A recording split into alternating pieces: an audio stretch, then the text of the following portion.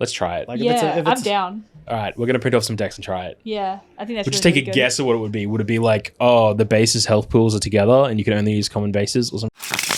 We'll figure it out. We'll figure it out. We'll just hash it out. And We'll hash it out. when we get proved wrong, we'll just adjust the rule set. Yeah. Based on what they tell We'll us. when we get proven wrong, we'll say that, no, they're wrong. Yeah, they're Yeah. wrong. We And did this we were first. right all We're this gonna time. double down on this format. Like, You can't back down. Got to double down. Double down. Right? Yeah. I say this a lot, right?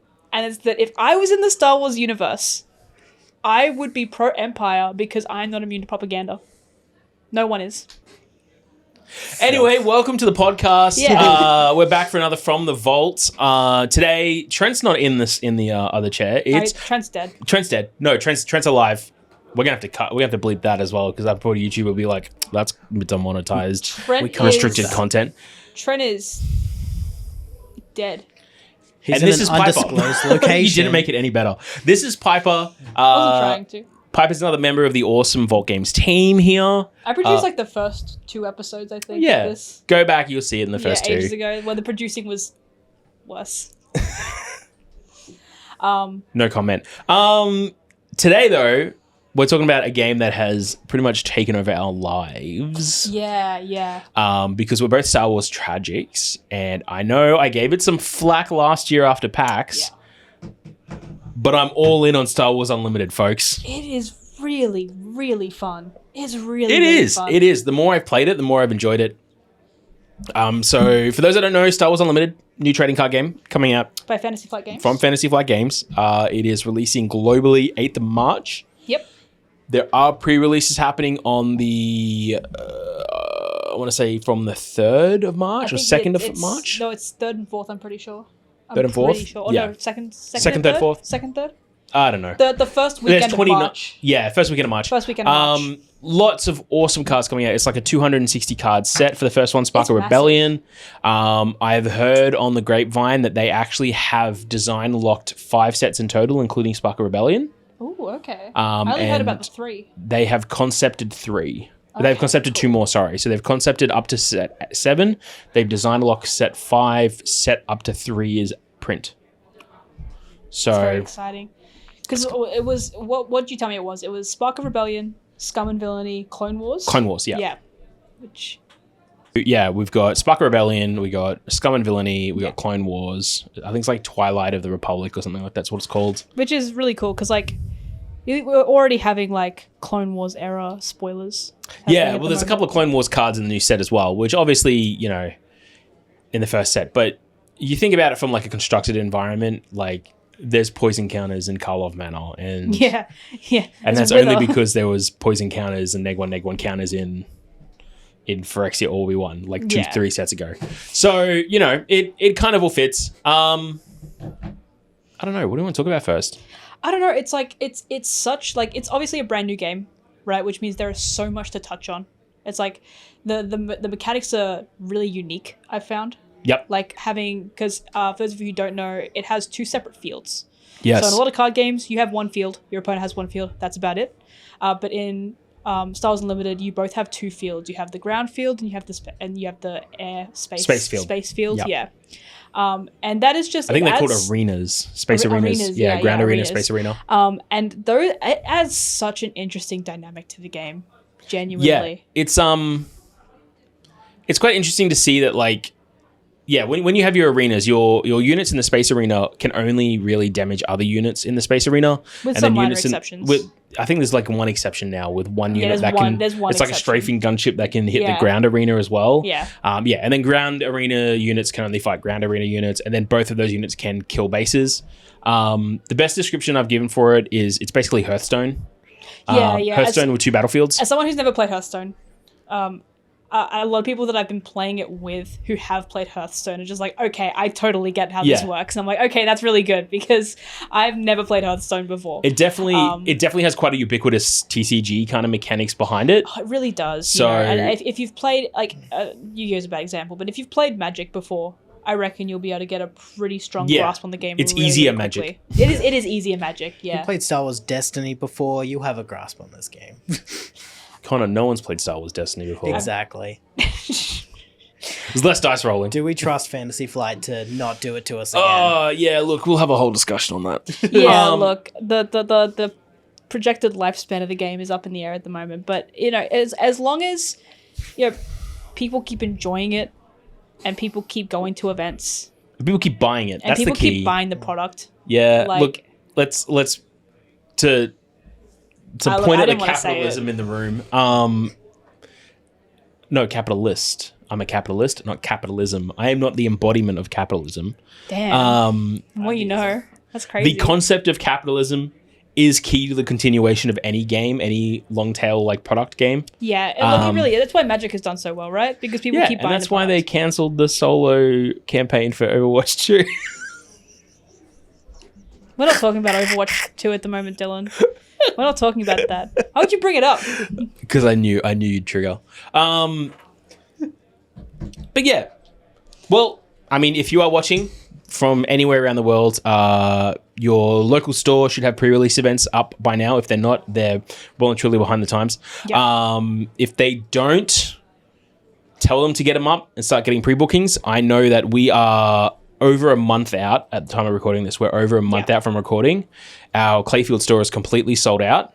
Both events are Clayfield store completely sold out, and our Brisbane event is like 60-70% sold out. Yeah, and it's like it's genuinely the reception I'm really really like surprised about. Yeah, because a lot of people obviously there's a lot of talk about like product fatigue and release fatigue when it comes to card games. Like Magic especially is really bad for it. yeah. I said a month. And a lot of people who I've spoken to about Star Wars Unlimited in person have been like, it's another card game. It's another thing for me to keep up with. I already have X and Y that I'm keeping up with in the hobby world. I'm not sure I want to commit to something else. But the reception has been phenomenal. Yeah.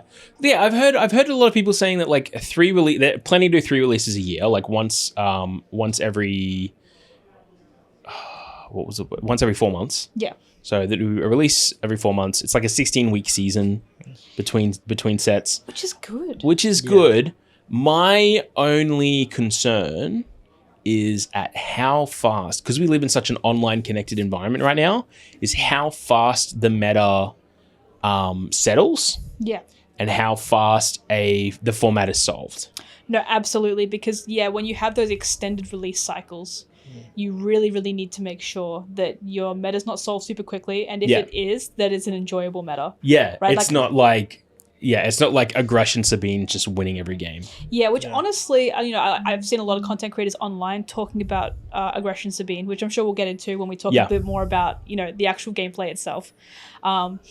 But I've still found that a lot of people are having success online, like, on Tabletop Simulator and stuff like that, with a lot more control decks and everything like that. And there are a lot more out-of-pocket picks that you can find, because let's segue into it right now, because like the way that you build decks in Star Wars Unlimited is really, really interesting. Yeah, it's really cool. It's really, really interesting. Connor, if you want to bring up the Star Wars card database. No, sure, that works. I mean, we could do this. That one, that's the one. Yeah. Yeah. So what you're seeing there on screen is all of the different leaders. So when you build your deck, you basically choose a leader. And then if Connor wants to scroll down a bit more, we'll be able to see the other part of building a deck, and that is your bases. So there. So if you just want to click in one of those bases for me, please, Connor. This is a base. This is the second part of setting what your deck does. In the top left-hand corner, you can see a life total. That is your life total for the game. Yeah. That's your health points, basically. And then each base also adds what's called an aspect. So all of the common bases are 30 life, 1 aspect. That's it, nothing else. The rare bases are 25 life with a special action, like an epic action, which you can only do once per game. Yeah. Like Jeddah City there. Yeah, 25 health, and then they have an epic action that you can only do once per game that changes, like, it allows you to do something extra, right? Yeah. So that sets one of the aspects, and Connor, if you jump back, you'll see that all the leaders have 2 aspects on them. So you might have Darth Vader, who is a red, which is aggression, and a black, which is villainy, right? Yeah. Then you have Sabine, which is red aggression, and white, I guess, which is heroic. Yep. Han Solo, red, yellow, white, cunning, heroic.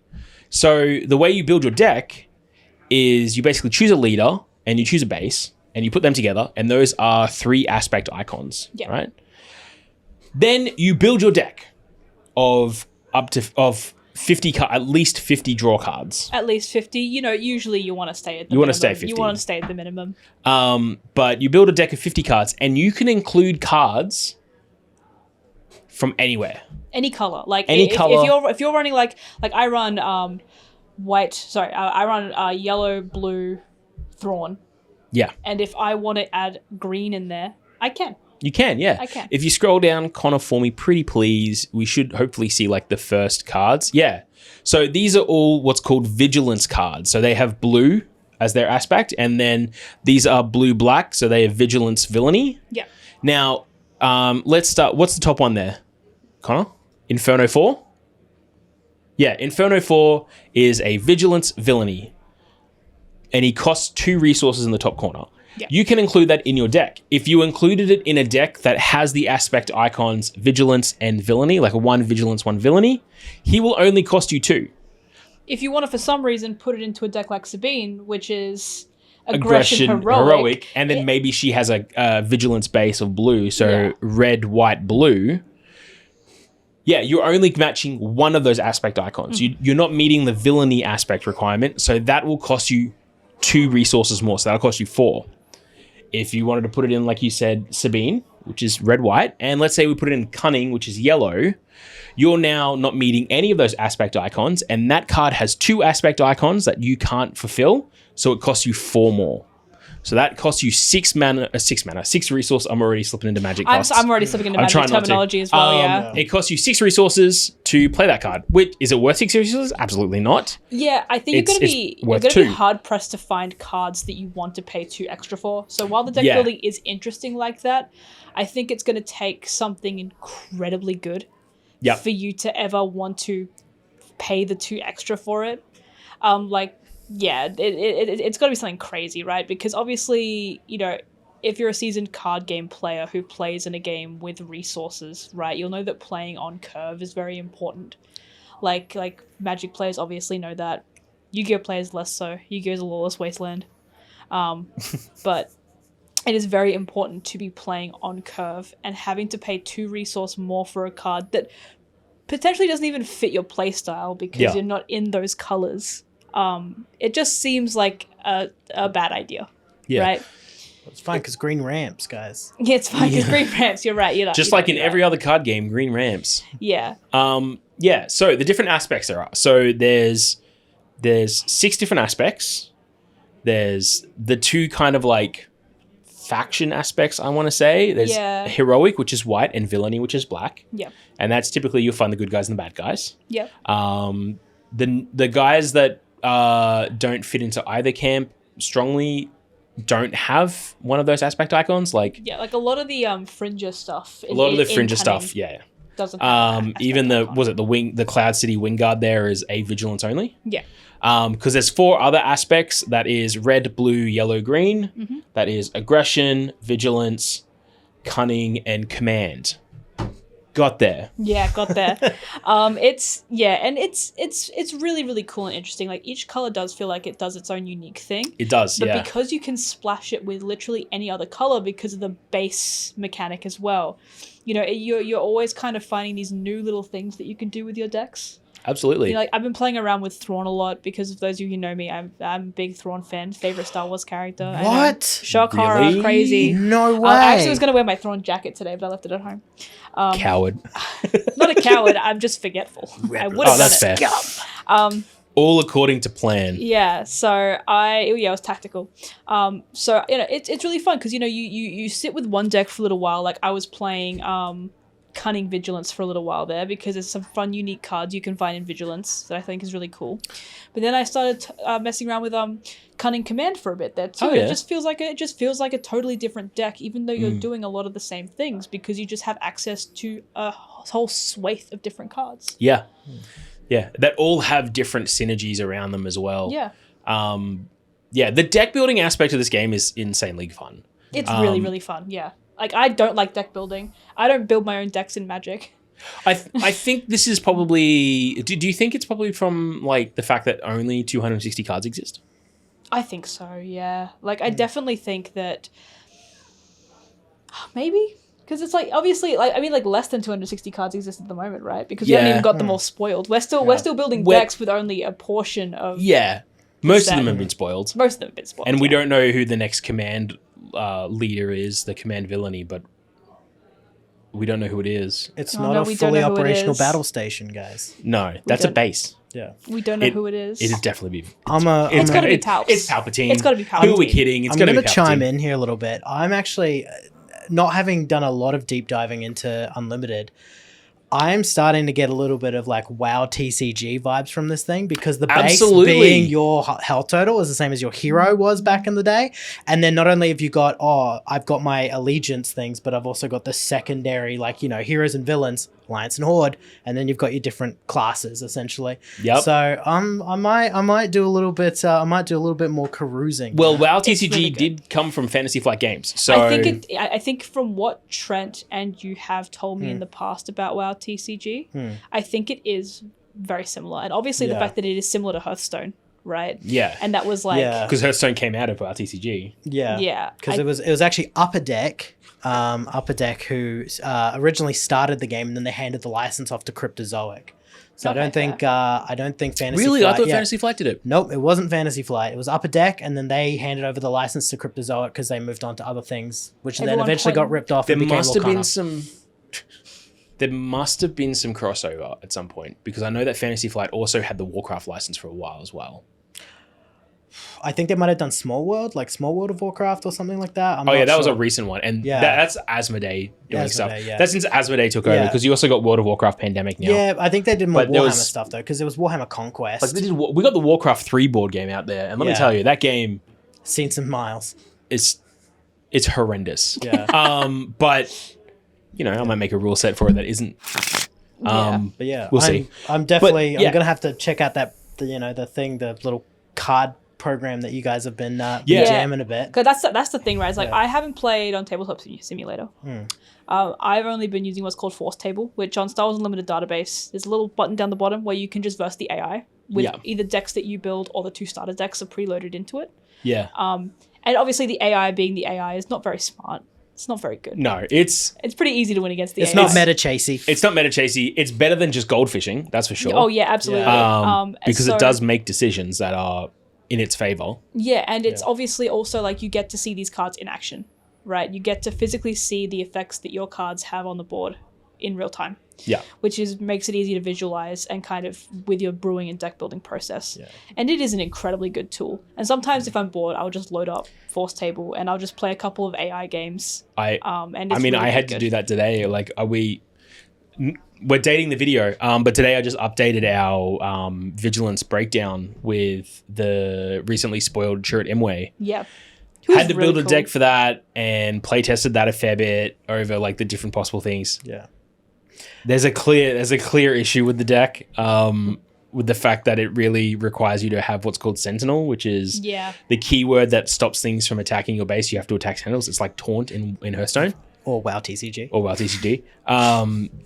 But when you're up against an aggro deck from Cassian Andor, where everything has Saboteur, which is Ignore Sentinel, it falls apart very quickly. It's also like, I feel like Chirrut, you're going to be running the equipment, the upgrade, that lets you give him Sentinel, which is double blue.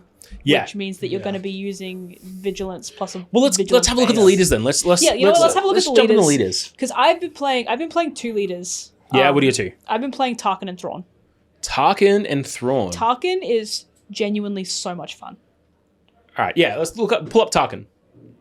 Like Tarkin, in my opinion, like a lot of the leaders, right? You can kind of mess around with what colors you're going to be running with them. Tarkin, in my opinion, goes best with aggression. Really? In my personal opinion. Oh yeah, I've been playing him with aggression. I've been playing him with aggression because there are a lot of because what he does is his action is you pay 1 resource, exhaust him to put a experience counter onto an Imperial unit, which is like basically a 1/1 counter for Magic players. It gives you +1 attack, +1 defense. Is it an Imperial unit you control or just Imperial unit? An Imperial unit. Oh, yeah. I just want to. That's going to be great when we start playing Commander. Yeah, I was going to say the Yoda card had the wording, choose any number of players. A lot of the wording is like each opponent, any opponent. They're very much in the modern scape of we know that yes, we can make a 1v1 card game, but we have to capture the multiplayer aspect because that's just where card games are at the moment. Yeah, absolutely, 100%. And we have had 3 of the 4 formats previewed. So the 4 formats are constructed, which is 50 card decks, choose a leader and a base. We've got the limited ones, which are draft and sealed. Draft is 3 packs. I'll explain that when we get to draft. Yeah, we'll get around to it. Booster packs. And then sealed is crack open 6 packs, build a deck. Yeah. I think it's like a 40 card draw deck or a 30 card draw deck. I'll just double check on that. I think it's 30. It might be 30. And then there's a 4th one that they haven't told us. Yeah. But I'm hearing rumors that it's essentially 2-headed giant. That's what I was thinking. I was like, it's going to be, good. Villainy versus heroic or something like that, or just general 2-headed giant. But no, 100%. Because it's obviously, I'm a big Commander player. We're all big Commander players. Multiplayer card game formats are fun. Yeah. There is a part of me that wants to just from a business perspective, just assume that it's going to be 2-headed giant, and then just order the decks for it. Order more pre-release kits and run a 2-headed giant pre-release event for it. I mean, it would be fun no matter what, right? Yeah. It'd be really fun. I'm in. Let's try it. I'm down. All right, we're going to print off some decks and try it. Yeah, I think that's We'll just take a guess of what it would be. Would it be the bases health pools are together and you can only use common bases or something? We'll figure it out. We'll figure it out. We'll just hash it out. And when we get proved wrong, we'll just adjust the rule set based on what they tell us. When we get proven wrong, we'll say that, no, they're wrong. Yeah, they're wrong. We were right all We're this time. We're going to double down on this format. You can't back down. Got to double down. Double down. Right? Yeah. The rule of 2. Anyway, I've been playing a lot of Tarkin. The reason I think that he suits best with aggression out of anything else, feel free to call me wrong in the comments. Always down for some constructive criticism, is that aggression has a lot of very low drop Imperial units. Yeah. Which means that you just get to start stacking those experience counters on so quickly. There's I think there's just Stormtrooper Lieutenant, which is a 1-drop aggression unit. Oh, there's Death Star Stormtrooper. Death Star Stormtrooper, thank you. It's like a 3-1. Yeah, exactly. It's a 3-1. Turn 1, you drop that, put an experience counter on it. That is a turn 1 4/2. Yeah. Insanely good. Yeah. I have got a Tarkin deck that I've been playing around with for practicing construction and all that kind of stuff. I did play him with aggression, but I mainly used him for the spot removal side of aggression. Okay. So there's it's Imperial Advanced TIE Fighter, or Imperial Interceptor, I think it is. The one that does 3 damage when you play it? ETBs, yeah. 3 damage when it ETBs. It's in aggression. You're going to be scrolling for a while. I'll go to the next page. Or you just go to My Decks. Just look up the My Decks and you'll see him there. Also, for reference, they give a random deck name. Tarkin, there you go. It's something Scully. Yeah, it gives a random deck name when you make the deck. Yeah, so if you... Tarkin Town? Yeah, Tarkin Town is a rare base. Yeah, if you mouse over... it works perfectly. The only aggression... Look at this. The only aggression in this deck is the Imperial Interceptor. Can you just mouse over that? In space. There you go. Imperial Interceptor, which does 3 damage on ETBs, and so 3/2 Imperial. And then the Raider, which does 2 damage and 2 damage when it enters. And attacks. It's crazy to me that you don't run any aggression ground units because Death Star Stormtrooper, I think it's Snow Trooper Lieutenant as well. That's Imperial. That's just villainy. Was that just villainy? Yeah. Oh, okay, yeah. Yeah, so many troopers just in villainy. There's another one I'm thinking of as well, though. I cannot think of it off the top of my head. I'll have to check my decks in a second and see and bring it up. But yeah, there's just a lot of really good red units. Yeah. I mean, aggression units. I'm going to be falling back into Magic terminology all episode, I swear. Well, let's just quickly give you guys a breakdown on how leaders work. So leaders are something that exists on the battlefield at all times. Well, not on the battlefield, in your leader zone. And they have an ability that's either active or passive.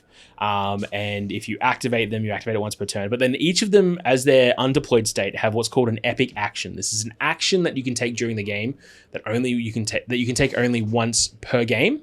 and that epic action allows you to deploy them into the arena that they belong in. So Tarkin is a ground leader. He can be deployed into ground. I think all the leaders are ground-based at the moment. Yeah. Would not be surprised if we start seeing some space ones in the next set. But when your leader's on the battlefield in their arena, they also do something else that's tangentially related to their effect. So for instance, Tarkin's undeployed effect is pay one exhaust, add an experience counter to a trooper. When he's on the battlefield, I think it's on attack, he does the same thing. Yeah. Yeah. So on the battlefield, he can still do crazy well. So yeah, he's also an Imperial. So he'll get buffs from, if you're playing, like, essentially playing a build around strategy. Yeah. Which is Imperial, I guess, Typal or Imperial Kindred. Typal Imperial, yeah. Like, it's... that's the one you talk about. First Legion. First Legion Snowtrooper, which I think is really good with Tarkin because he makes them so buff. Oh, yeah, and Overwhelm. Yeah. Ugh. Okay. Yeah. I see it. We've got Dark Troopers. I just needed room for Vader and the 97th Legion. 97th Legion is really cool. I really like that card. Yeah. They're Dark Troopers. I also run... Not yet. I also run Vader's lightsaber. In that deck? Yeah. That's crazy. It's just a low drop, really good equipment. It is. And then if you happen to equip it Vader, it just destroys something. Yeah. So it's like, and I also run the deal 4 damage event as well. Open fire. Yeah, I run that. Yeah, it's really good. This kind of deck construction, again, you can play around with whatever you want. Exactly. Like, honestly, should I drop aggression entirely with this deck? Yeah, probably. Yeah, like if you're only running it for like a couple of But there's so many fun units. troopers. There's so many fun troopers in the set. There are so many fun troopers. Like it's rough, right? Like let's have a look at the top decks at the moment. Oh yeah, if you go to hot decks, just click hot decks at the top there. I bet you Sabine's at the top again. Oh still. yeah, it still is. Yep, the deck to beat Sabine aggro. It keeps getting upgraded. Yeah. So when it comes to deck construction, this is the deck that people have been looking at as being the primo meta. Now, the thing with any meta for a card game is essentially when a new set comes out, aggro is going to win. Aggro will win for the first few weeks of a meta. While people learn and solve and settle on the meta, of course, by spoiling cards over the course of 8 months prior to release of the set, means a lot of people are playing and figuring out the meta as it's going. So for Sabine to still be an aggro deck that needs to be beaten, like it's still strong in the meta, is really interesting. I've seen it's also it's really interesting because Sabine has been the deck to beat for a little while, right? There's a lot of places online and a lot of people online who are discussing how Sabine's really, really good. And obviously when people are just starting to learn how to play the game, like you said, aggro is what you want to beat because aggro is the easiest play style to play. Yeah, absolutely. Right, you're just beating face, and that is just the easiest thing to do, right? Because you're going to be doing that anyway, as opposed to a deck like Thrawn, which is looking at your opponent's cards and looking at your cards and exhausting things. Remembering what their cards are. Remembering what their cards are, exhausting things based on what you need to exhaust at the time. And I play Regional Governor. What card did I see? What card was it? Yeah, bouncing things back to your opponent's hand and everything like that. Like, that's obviously going to take a few more brain cells and a few more neurons firing than just, I beat face. Yeah. So, I play Explosive Go, She Go Boom. Literally, right? Yeah. But also, the neurons that you need, the brain cells rubbing together, that's how you beat aggro, right? Like, I've seen a lot of people online talking about how, Thrawn is the sort of deck that you need to beat Sabine aggro. Well, can I put a counterpoint out there? Oh, absolutely. Yeah. You say you've been playing with Tarkin? Yes. Connor, go to my decks. And there should be a publicly listed deck there for Cassian Andor. Oh, no, it's not there. It's Sneaky Andor. Yeah, that's the one. I have beaten Sabine at least 50 to 60% of the time with this deck when I've been playtesting. Okay. No other ones of my decks that have been playtesting have beaten Sabine. This one has. So the way Andor works is if you deal 3 or more damage to an opponent's base over the course of a turn, you can pay 1, exhaust him, draw a card. When he's on the battlefield, every time you deal damage to an enemy base, draw a card, it triggers once per turn. Yeah. So you're going to keep your hand up, right? And then you just fill your deck with it's aggression cunning, so it's red yellow, same as Sabine, and then you fill your deck with Saboteur, which is ignore Sentinel. I'm getting through no matter what. I'm dealing damage to your face. Yeah. And then it's Control. It's Layer, which allows you to exhaust an enemy unit or ready a resource. It's Asteroid Maneuver that puts a shield token on your stuff. Triple Waylay. I don't play Waylay in the deck. Waylay, okay. What else do I have? I've got like Metal Ceremony just to probably up some stuff there. But yeah, the whole deck just basically it's the dumbest shit. And yet somehow, Open Fire to remove anything on the board, because if they're aggressive, they have a low toughness, a low health pool. Sorry. I've won with this deck. Have I won convincingly? Oh, no. Yeah. I believe I sent, like, the first time I got it through, I sent you a screenshot, and it was 0-1 to me, and I'm like, got him, boys! Got him! Not even close, baby. But, like, it's really interesting. Like you're totally right. Like, aggro has been on top for so long. It's really interesting because even more cards are being spoiled that help aggro out in the long run, right? Which is crazy, because like it doesn't need the help. It really doesn't. But even like there are a lot more things that get spoiled, and when I look at them, like that would go like straight into Sabine. Like that's and look, Sabine. There's some stuff in the Vigilance, like the blue aspect, that have been coming out lately that are a much different world. Like the ones that the most recent ones, like Guardian of the Wills, which is the first upgrade you play on this each turn, is reduced by 1 cost. That just allows you to build this beefy Sentinel like blocker that can just stop aggro from touching you. So I think we're going to see aggro fall off.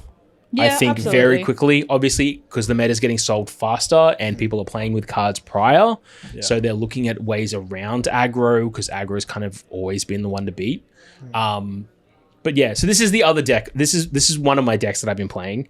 I built this deck when I was writing the article for Aggression Leaders in our breakdown, which you can go find on the blog. Connor, if you want to show them, if you go to vaultgames.com.au, I have a full bunch of articles breaking down like the different leaders and their aspects and what to expect out of Star Wars Unlimited, because I've really fallen into the game. Dylan's been very hard at work writing these blog posts.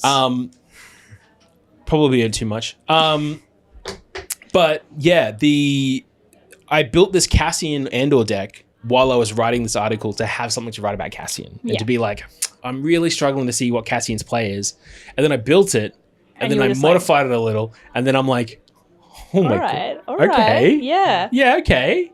Maybe this kind of works. No, I definitely think, I personally at least, because I have a lot more of a limited understanding of the game than you do. Yeah, I've built a lot less decks. Yeah. I'm very much like, I see the characters that I like and I build those. And I don't really worry too much about the other stuff unless I verse it. Well, that's the other side of it too, I think, with this game, is because it's so fresh, and because the gameplay is also not as interactive as like Magic would be. It's still interactive, don't get me wrong. Like you're still affecting the game state quite convincingly every action you take. It's just at a different tempo. But it's at a different tempo, yeah. Thank you, Connor. It's a very different tempo. Very different. You can kind of just build whatever you want. Yeah. And, are you going to go to the regional competitions or Pro Tours or whatever? No, that's the same as any game. Are you going to play your little scrunkly guy in the zone? Absolutely. Absolutely. And let me tell you why you can do that, because Con, if you go back to my decks, let me show you the other deck I'm playing. This is the deck that I have been playing a lot of. Oh, is this Hera? This is Hera. Green, yellow, Spectre, mid-range. That's the one. Dies to aggression. Oh yeah. Just hands down, dies to aggression. I've tried doing the different control stuff. You have to mulligan a very specific hand to be able to keep this up in aggression. But this is just a fun deck to play. It's so cool, and it's so vastly different from everything else that we have access to at the moment. Yeah. Nothing else ignores the aspect requirement costs. I was about to say, how we had that aspect penalty conversation before? Ignore it. Don't worry about it. Don't worry. Yeah. So one thing I think you'll find with like the different leaders and the different aspects, right? Green is very typal kindred around its build. Leia cares about rebels. If a rebel attacks, you can attack with another rebel. Tarkin cares about Imperials. Tarkin cares about Imperials, putting experience counters on Imperials. Hera just ignores aspect penalties for any cards that you have the Spectre type, which is really cool. Yeah. Her front side is on attack, put an experience counter onto any unique character on the board. Obviously, you want to put that on Spectre, but it is quite hilarious just building Home 1 into like a 12/12 Beast Sentinel with a Restore 3. Oh, sorry, Restore 2. Sorry, yeah, not a Sentinel. It's Bright Hope that you can just build into a 6/6 Sentinel that no one can really get through. It's so big. It's 2/6, and then you just keep putting experience counters on it. Huge. And then the third one is the fourth one, sorry, is we don't know. I assume it's gonna be something to do with Imperial or Villainy. It has to be, right? Or actually, it might be. Can you please pull up the Royal Guards? Yeah, I was gonna say it's gonna be something to do with the Royal Guards because if you just search, Royal Guard. I don't think it said it's just Royal Guard, or just search Royal. Emperor's Royal Guard. Yeah. Their type is just Imperial, right? Yeah. Yep. And what's the thing there? If you control an official unit, this unit gains Sentinel. That's it. I reckon he'll care about officials.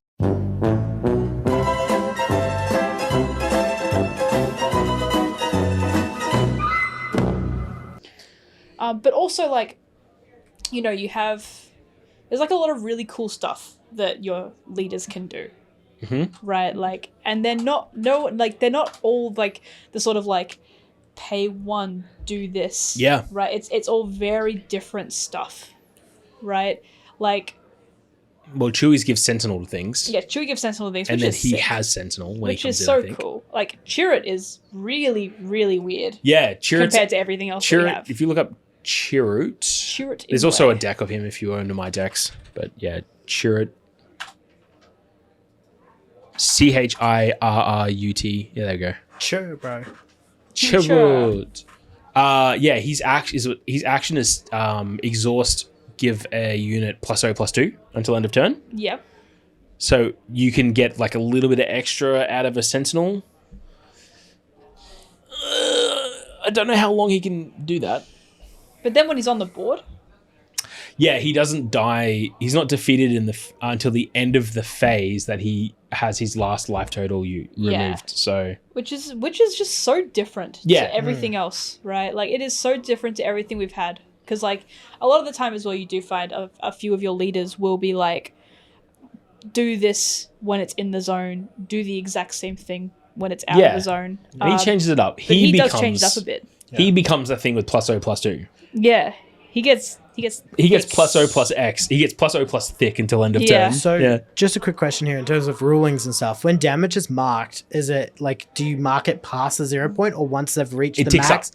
Okay, so it ticks up, and then once they've reached that threshold, it would count them as removed, except for this rule exception. So the rule is any damage is marked on a unit. Yeah. And then if the damage marked on a unit would ever be more than its if the damage marked on a unit is more than its HP, it is defeated. Okay. That's the ruling. So you can deal more damage to a unit than it has health points. Okay, so but while he's on the board, okay, so I think what I was asking is, while he's on the board and he takes a buttload of damage, do you keep taking him into the negative? So if you have something that heals him, nothing goes into the negative; it goes up. So technically, if you have recover, and I just they've put like 7 damage on him or whatever, and I recover 2. Well, there's a back, or? repair one that I believe is heal 3 damage off a unit or a base. Yeah. So you could get him back from the brink. Okay. So that's cool. That's quite a cool. Or the 21 really cool 21B medical droid that is on attack, heal 2 damage from a unit. Yeah. That's you can do some crazy things. Yeah. I found with the tempo of the game, it's really hard to set up those kind of things. Yeah. And I basically just put Sentinel and Chirrut and let him die.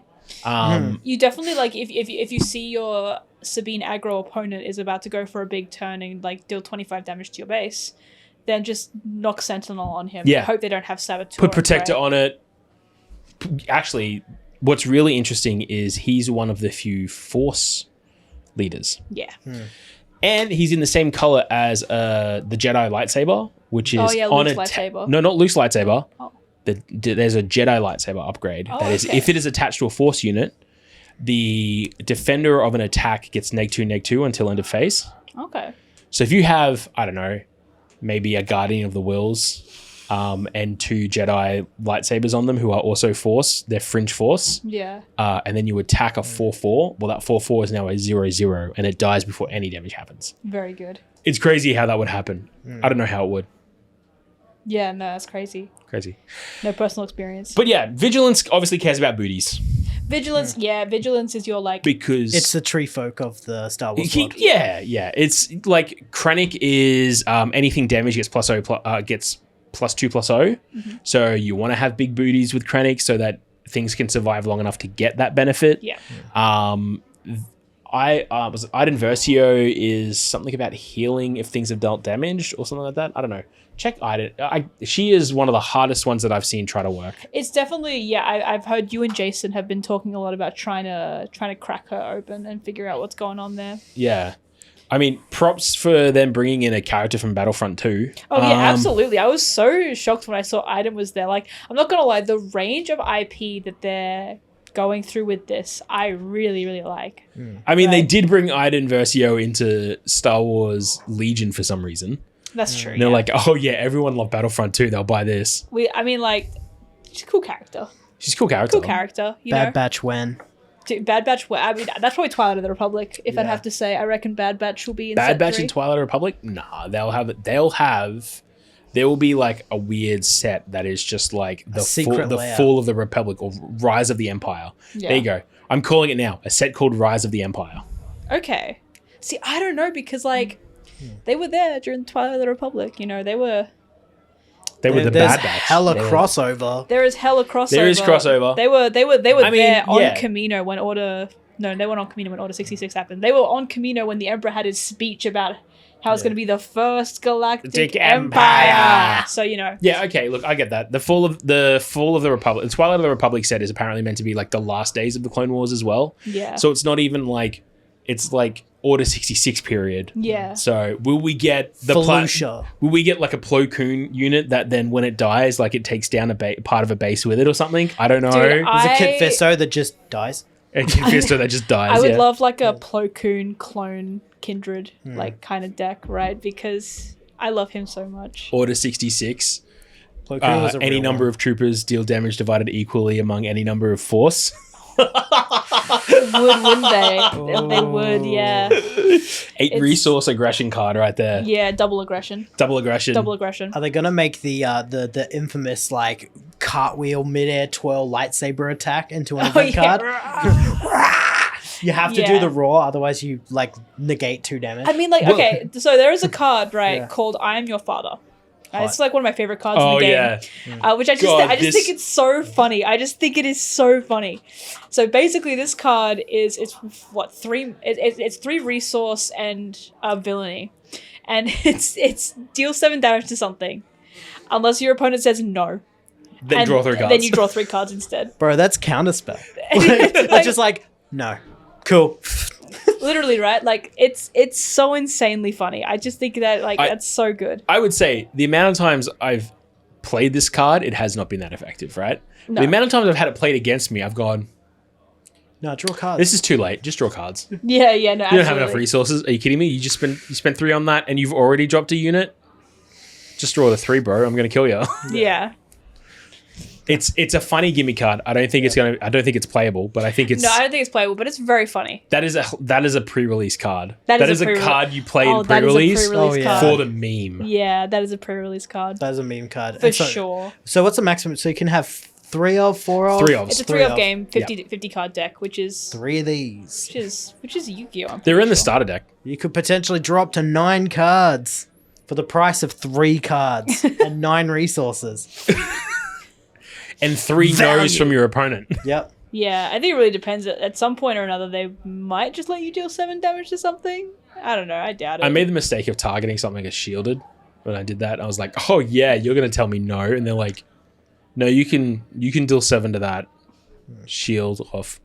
So yeah, there's shield tokens in this game. One of the things with shields is It's the same as kind of like Magic. All damage that would be dealt to a unit with a shield token instead removes 1 shield token. Umbra armor. Which honestly, I did not respect when I first started playing against the AI. Right? Because obviously the two starter decks are Luke and Vader. I struggled a lot more versing Vader than I did with Luke. So when we printed off the proxies of the decks, which we got permission to do from the suppliers.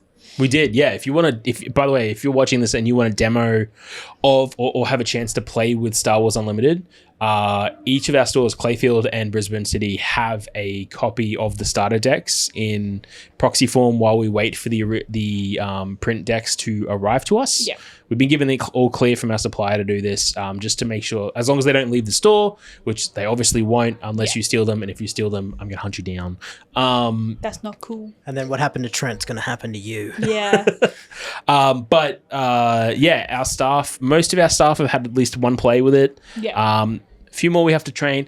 Generally, like don't walk in at any time and expect a staff member to be able to show you how to play. But if you're there and you want to try it out, have an ask. The quick start rules are with them as well, so you might just have to have a look through and learn how to play it yourself as well, because not all of our staff are across it. It's still a few months out. I'm not expecting our staff to know, every staff member to know how to play this game.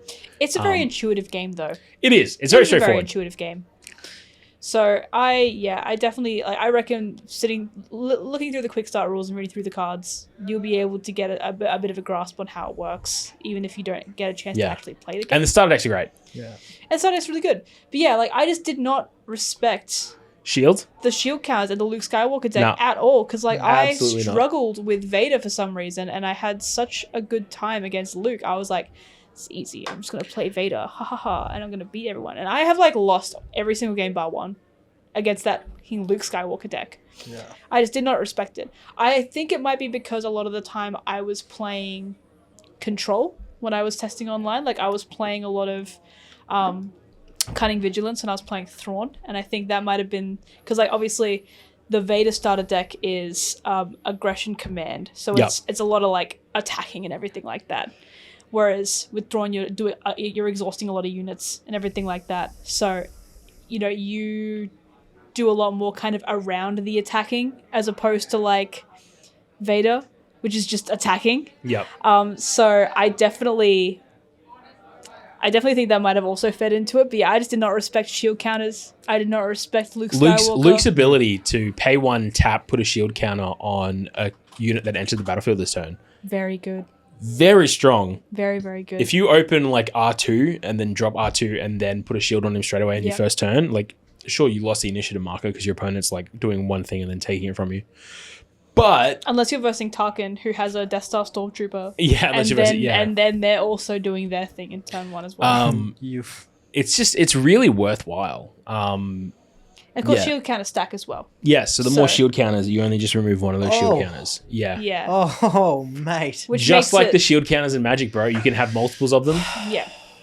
Which honestly, I think might be the way that a lot of people, like, if you Sentinel, bunch of shield counters, goodbye Sabine. I was just about to say that. Sentinel shield counter might be the goodbye hard Sabine counter. I would not be surprised if the Infiltrator skills upgrade gets sideboarded into a Sabine deck after the first match, purely just because of Saboteur. Infiltrator skill is an upgrade that gives +1/+1 Saboteur. Yes. Which means you ignore Sentinel. So I would not be surprised if you see that as sideboard tech in your Vigilance, in Sabine's Vigilance matchups. Yeah, in Sabine aggro decks, there'll be that just to make sure that they can get through. I just had a thought before, and I just kind of realized the entire sort of diegesis of Star Wars games in the tabletop space at the moment are all card-based. Yeah, they're all card-based. Yeah. Legion's got cards. Armada's got cards. Shatterpoint's got cards. Yeah. You know what I mean? X-Wing's got cards. People are playing X-Wing still, right?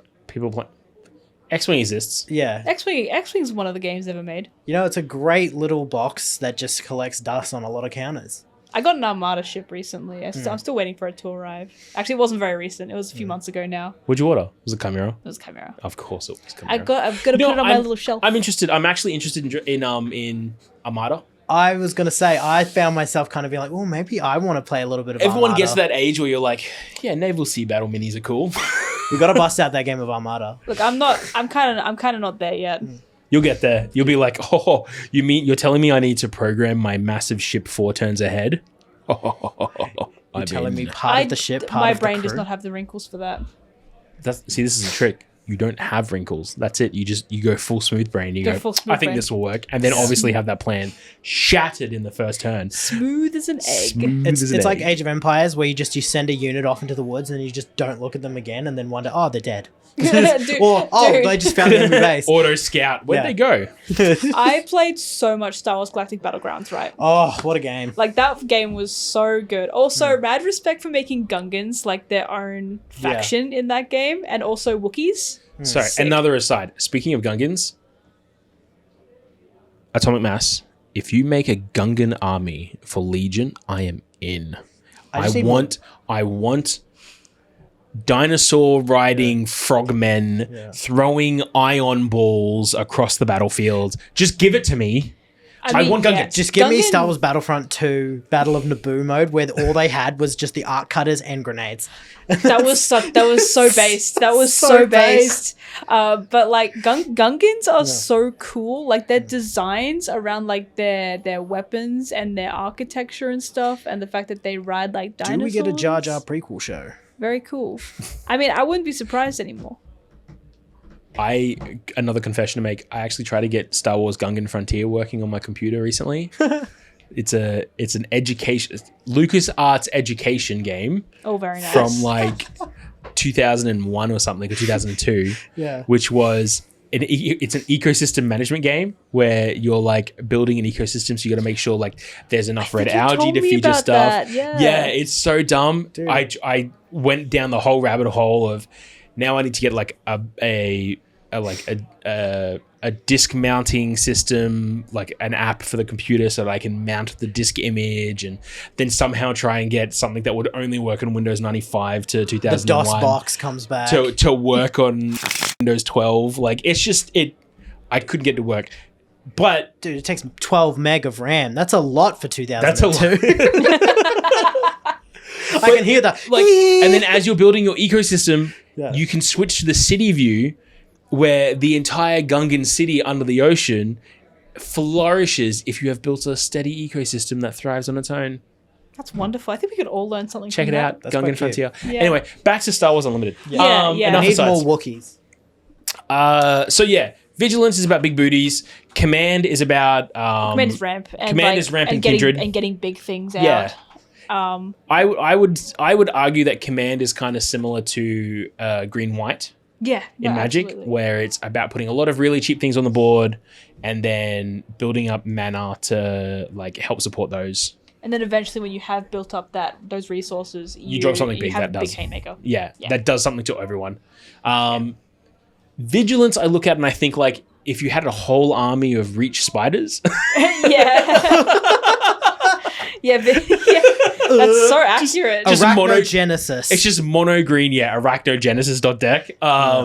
That's definitely that's it, it. yeah. It's about just having sentinel and protection, and then a little bit of control, like a little splash blue, not full simic, but just like splash blue. Yeah. Aggression is what it says on the tin. Yeah, it's mono red black. Like that's Yeah, it. That's yeah. all it Yep. is. It also it's got a couple of really fun keywords like grit.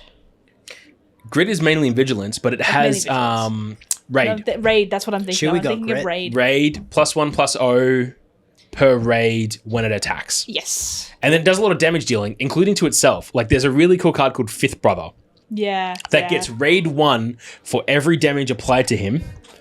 And then when he attacks, you may deal 1 damage to him and 1 damage to another ground unit. Which means that he then ends up giving himself raid 1. Yeah. And then you combine that with like Fallen Lightsaber, which deals 1 damage to something on the opponent's side of the board. So now you're like dealing damage around the board, and then you're like, Brother is so I hurt cool. myself and made myself stronger. I'm so sorry. Yeah. Fifth Brother is very, very cool.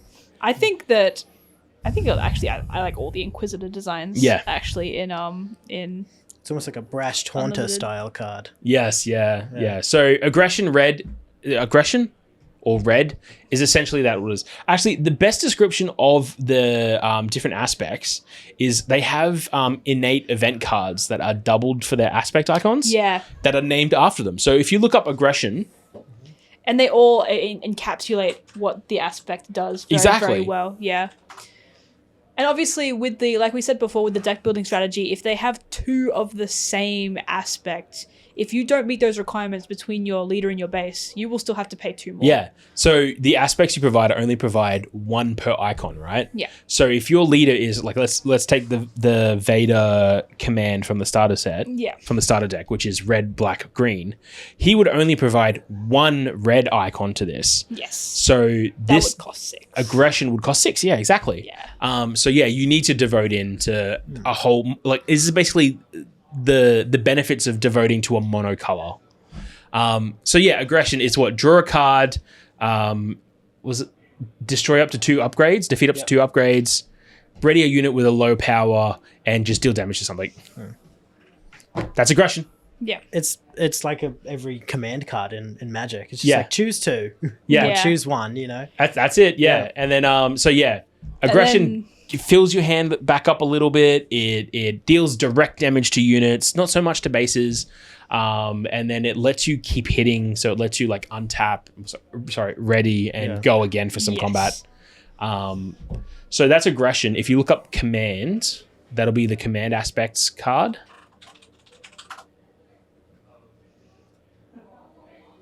Yeah, so what's that one? Give 2 in any order. Give 2 experience tokens to a unit. A friendly unit deals damage equal to its power to a non-unique enemy unit, so fight. Put this event into play as a resource. Return a unit from your discard pile to your hand. Actually, that's a quick question I wanted to ask. How does the resource mechanic work in this game? Yeah, you know, actually, I haven't touched on that yet. We haven't touched on that, we haven't touched on that at all. That's kind of like a core component. This is such an out of order episode with how we're sorry, talking everyone. about it. This is so welcome bad. to Star Wars Unlimited ranting with Piper and Dylan. Yeah, we did the same thing with Warcry episode. This is such a stream of consciousness episode. The way resources work in this game is at the start of the game, you draw up your hand, right? Starting hand of 7, I believe it is. 6. And then you pick 2 of them to go face down as your starting resources. Your resources are the cards from your hand. At the end of every turn, you draw 2 cards, and then you may pick 1 card from your entire hand to go face down as another resource.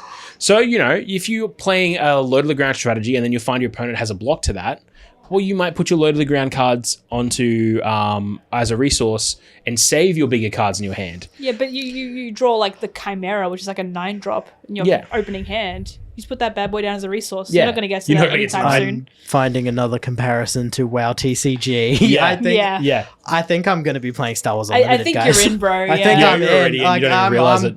Oh man, I'm so in at this point. So yeah, command is the ramp, and it's the it's the increasing your resources outside, because you can only place 1 card down as a resource at the end of the turn, right? So you've got cards like resupply, which you pay 3 resources for this event, and then you put it readied as a resource. You've got Super Laser Technician, which is a unit that when it dies, you may put into play as a resource ready to go. Yeah. And Command you put in as a resource ready to go. So you pay 4 resources to get another resource. So it kind of goes into like a stompy strategy where you want low to the ground resource as much as you can to outpace your opponent, and then just make big things. Exactly, put big things on, because your leaders. If you noticed, if you saw on the leaders when it comes to doing the epic action to deployment, it cares about how many resources you control, not how many you can spend, because it doesn't cost you resources to deploy your leader.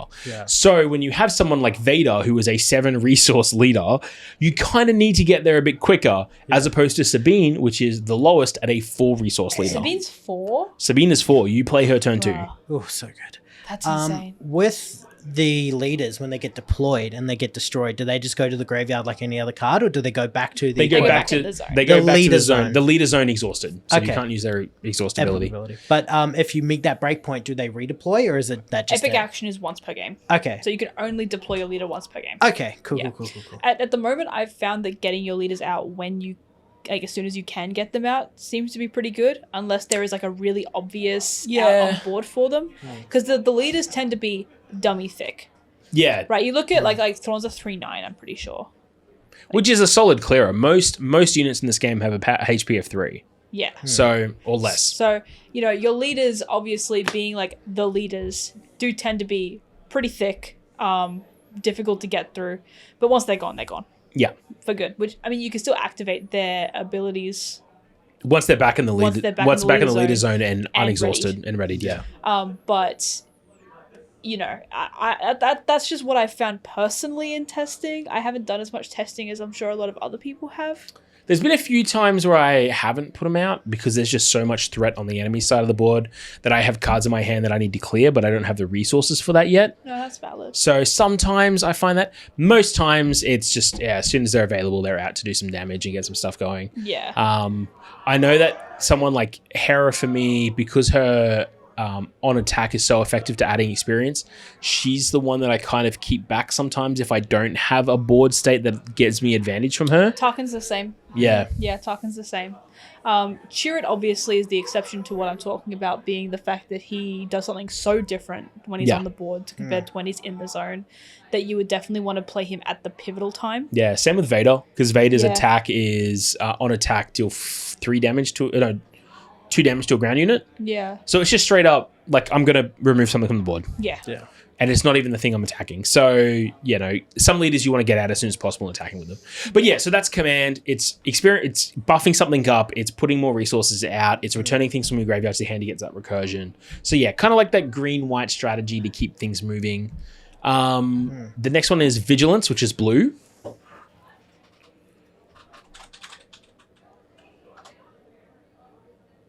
There we go. So it is defeat an enemy?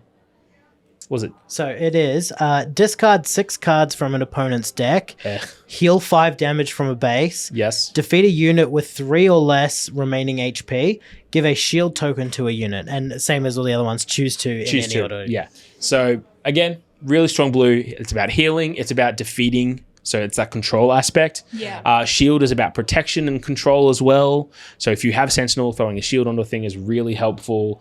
And then it's discarding cards from your opponent's deck. I find it constructed that basically means nothing. But if you're playing in a limited environment and you have the space for Vigilance in your deck, like discarding 6 that's a 5th of someone's deck. Yeah. And by the time you're playing it, like, they've already gone through a 5th of their deck as well. So you're telling me that the cards of blue have access to mill strategies? Oh, Believe crazy. Believe it or not. The green one's ramp and the blue one's mill. Dude, that's truly extraordinary. Truly, we are living in a day and age. Vigilance is a little bit of control, mostly heal, mostly protection kind of stuff. It is it's the one I think, that and Cunning are the 2 that have the least amount of parallels to Magic the Gathering, which is obviously what we're kind of drawing a lot of our comparisons to, because it's the one that we've played the most. Absolutely. But also, it's not necessarily that too bad to have a bit of crossover like that, because it makes the bridge of appealing to people who play Magic who also love Star Wars, can bring them in, and that Magic knowledge will be a credit to them. It does make it very easy to explain. Yeah. Yes. So we got Cunning here too. So what's this one, Connor? Alrighty. Choose 2 in any order. Return a non-leader unit with 4 or less power to its owner's hand. Yeah. Give a unit +4/+0 for this phase. Exhaust up to 2 units. Or an opponent discards a random card from their hand. And that is so quintessentially what Cunning does. Yeah, it's Sabine coded. Like bouncing and exhausting. Hand control. The very, very big thing that I've at least found that I've been doing a lot in my decks. And then still also caring about attacks as well with that +4/+0. So it's not really necessarily about dealing damage directly from that event. It's about causing your units to deal that damage. Yes. And Cunning is definitely the one that has the least parallel to Magic, in my opinion. Yeah. Cunning is the one that's doing like a mix of red, black, white, and blue. Sorry, red, black, blue, and blue, white. It's such an eclectic mix of different archetypes. Yeah. Which does make it really fun to play. It's really fun. I love Cunning. It's I love Cunning as a secondary aspect. I don't really enjoy the Cunning leaders so much. They're a bit too, I guess you'd say, cerebral for me. Bro, you're not wrong. Bro, you're not wrong. Having to do the risk math on Han Solo to be like, am I gonna defeat that resource? Am I gonna get it back? Do I want to put this down now so that I can have a bigger thing? You haven't activated having all to your remember almonds. what's on top of either player's deck, and then remembering the resource cost for it, so that I can potentially exhaust something with Thrawn if they put down something that has equal or lesser cost. You know what I really love? This game brings in like the tournament rules that says you can't take notes. Bro, like literally, I'll be playing on Force Table, and my smooth brain ass will be like, I'll look at both of them. I'll remember. I'll be like, okay, I've got a 1-drop. They've got a 4-drop. Okay, and then I'll be like getting further on the turn, and I'm just drooling all over myself as I've forgotten everything that I've done. It becomes 3-card shark at one point. You're like, I flipped the card. Oh god, no. I'm like, I stopped testing. I stopped testing Thrawn on Force Table because of it. I was like, the Piper's like, I have to make it work. I'm like, yeah, like that's the thing, right? Like I'm such a diehard for that character that I'm like, I will make this card work. I will lose so many games. I'm gonna lose so many games, but it's fine. It's fine because we're having fun, right? Yeah, we're having fun, guys. We're having fun. It doesn't matter that I'm like an emotionally exhausted, withered shell of a person that I once was. I'm having fun. I'm playing Chewbacca. And Chewie's so cool. Chewie's cool. Chewie's cool because I think that Sentinel is a really, really good keyword. Yeah, and it plays really well with grit cards. With the grit card. I think Chewie, given how there's still not a lot of grit in the set, I think that Chewie might be a future design. Yeah. In the sense of like maybe this is a card that we will see some really strong potential with From set 2. in a set or two a time. I can see grit being pretty big in the like Fall of the Empire. No, the next Fall of set. Rebellion. Oh yeah, Scum and Villainy. Scum and Villainy. Scum and Yeah, Villainy. I Well, think it does have Raid- the keyword Underworld, so... Yeah, I think Raid, Grit, and Ambush are going to be like the 3 keywords. Ambush and Saboteur. That's going to be huge next set, I reckon. I know, for those that don't know, Ambush is a keyword that is when it enters the battlefield, you may ready it and attack an enemy unit with it. So it's Rush from Hearthstone, if you've played Hearthstone, as opposed to Charge. There is a fun Han Solo card in Cunning as a unit. Just look up Han Solo. It'll be the one with Ambush. There you go. He is a 6/6. He's a 6/6 for 7 resources that has Ambush, so that you can ready and attack a unit. And then, if he's attacking, he deals damage first. Yeah. That's first strike. First. Han shot first. There's also the Greedo card in this. It's called Greedo Slow on the Draw. Yeah. He's a 3/1 that when he dies, you discard a card from the top of your deck, I think. And if it's an event, deal 2 damage to a ground unit. Yeah, which I didn't understand why people were playing a lot of it in Thrawn. And then I was like, you look at the top card of your deck. See, I am too smooth brain for Cunning. Why did they make my favorite character like, of course, okay, so like obviously he's like the mastermind tactician, right? So of course he's gonna be like the most like galaxy brain deck. Yeah. And that's why I've been playing a lot of Tarkin. Yeah. Because it's like, put counter smooth. Don't think is Imperial. Is Imperial? Run it down. I run Imperial Troopers. I've gone even deeper on that, and I'm like, the only flat Imperials are my space units. Everything else is a trooper or a general that helps troopers. Yeah, Have you ever seen Veers, yeah, or he helps Imperials. But have you ever seen Megamind and Thrawn in the same place at the same time?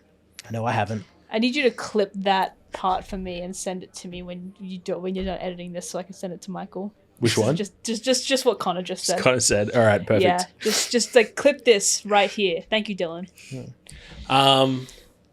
So yeah, well, we talked about resources. We talked about the different aspects, how to build leaders. a deck, leaders, all that kind of stuff. I know I've got 2. Those are the 2 decks I'm playing. You say you're playing Tarkin. Are you still playing with Thrawn, or are you building another deck? I'm still playing around with Thrawn.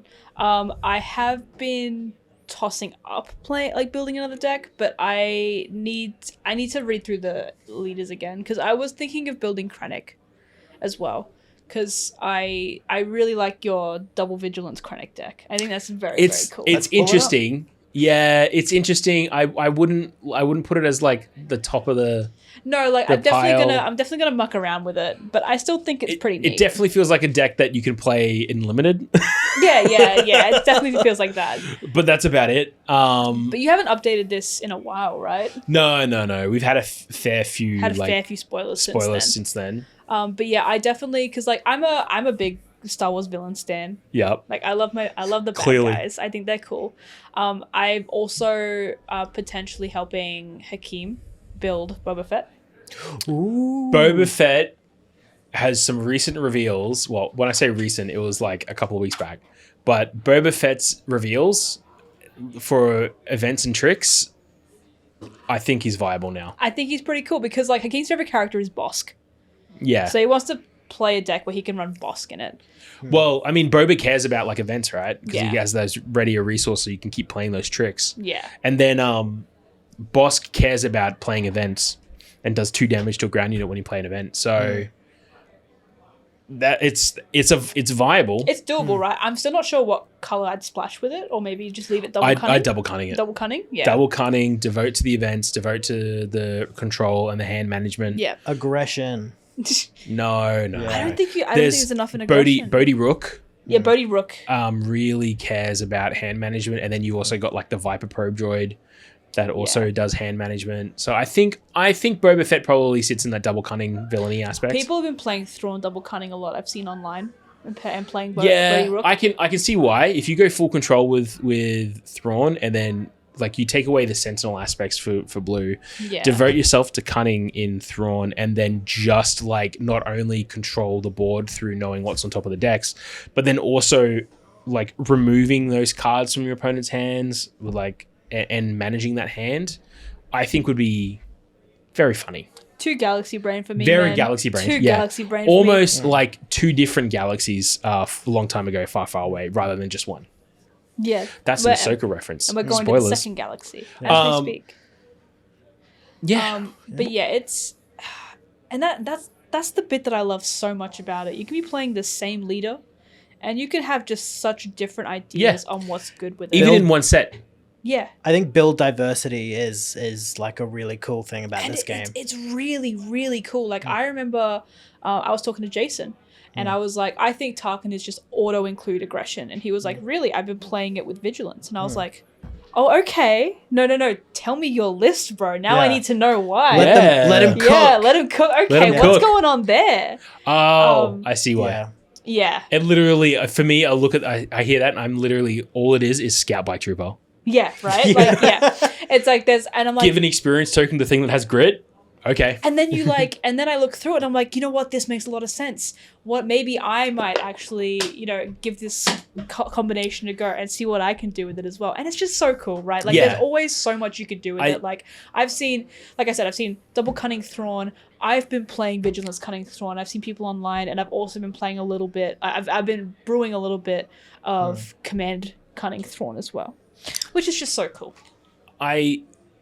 Do you think that that's possibly because it's only the first set as well? Like, I think potentially yes, right? Yeah. Like I think that the wider variety, when we get more stuff, obviously, is going to mean that I think things are going to get a little bit more solved. When you obviously strong cards and auto includes are going to come out, and there's going to be leaders that you play specifically with certain colors because of these cards, right?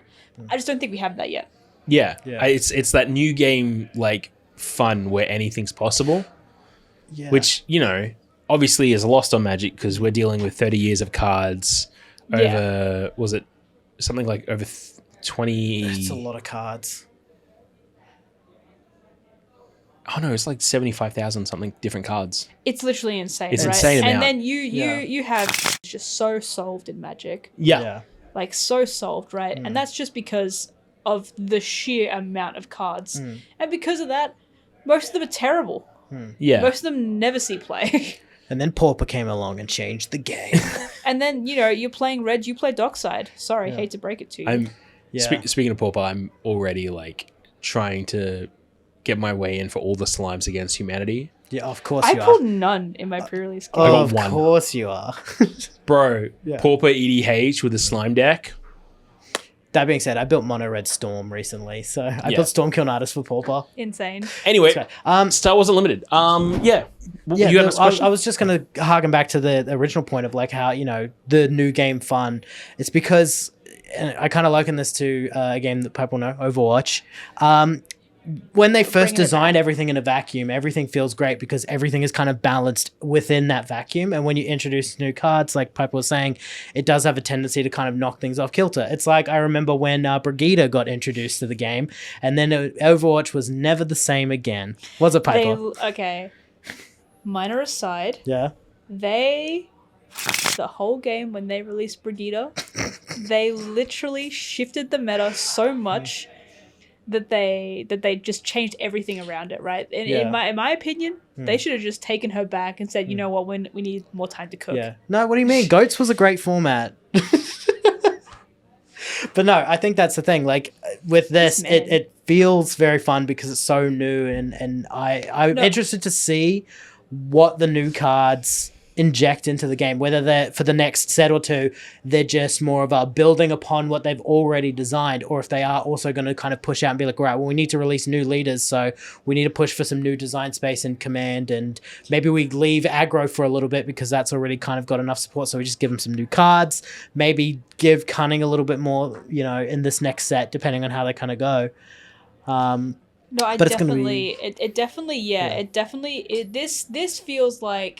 This feels like season 1 Overwatch. You're totally right. Everything's new. Days. Everything works together. Everything's really fun and exciting and shiny, and it's one game of the year. Yeah.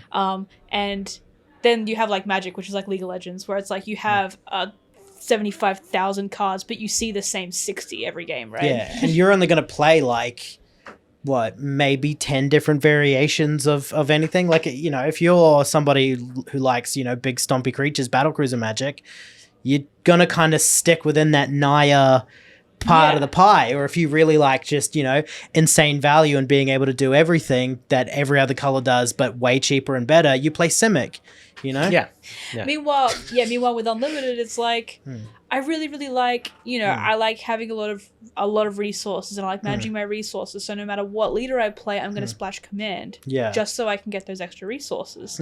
Just so I can run Super Laser Technician if I'm in villainy, right? Yeah. Like there's a lot of stuff that you can do if you really enjoy a play style that makes it more flexible for you to play the characters that you want to play. Like if you're a flavor player like me, right?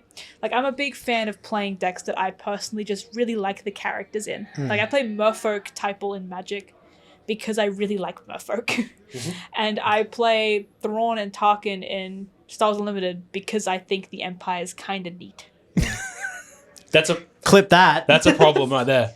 Okay, look, I now need to explain myself. Yeah. So basically, right, I really like the cartoonish villainy outside of Andor that exists about the Empire, right? I just think that it's an entertaining concept. I'm not a fascist.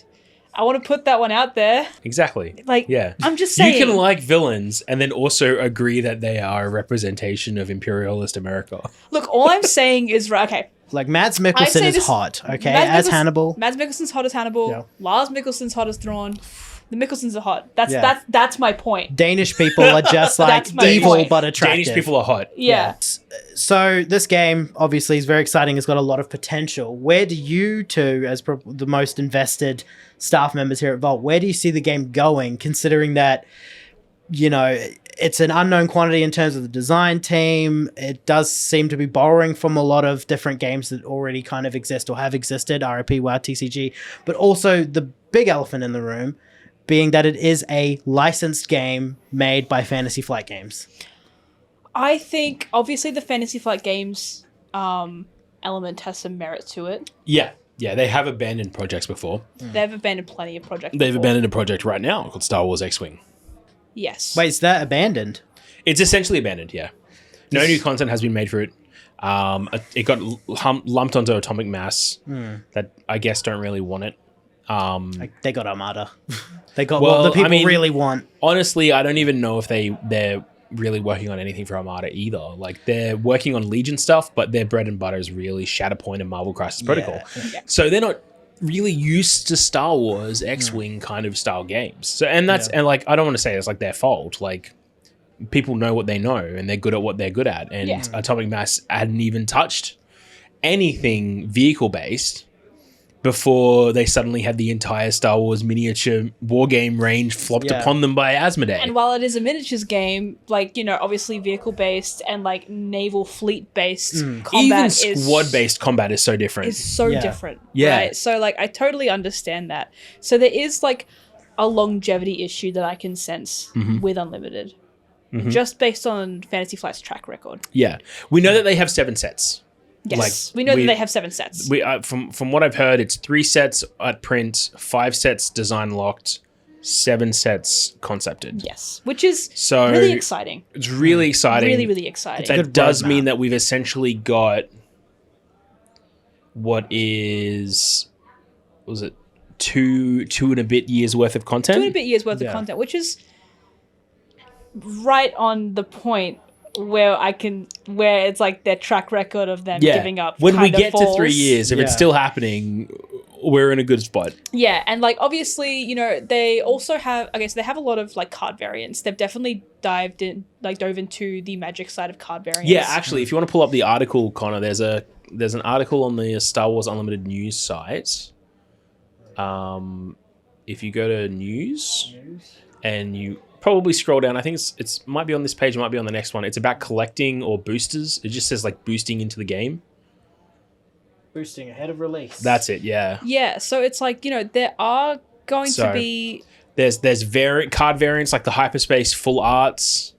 There's Alt Art Leader cards as well, like that are borderless as well. And there are promos that you can get in the pre-release kits, which, by the way, if you're coming to a Vol Games pre-release and you pull an alternate or a promo Thrawn, hit Piper up. Please. I'm looking for those. Well, what happened to Trent will happen to you. Well, if you just want to zoom in a bit so that the people can see it on the screen as well. So if you're watching on Spotify, if you're listening on Spotify, come join us on YouTube or turn on the video on Spotify.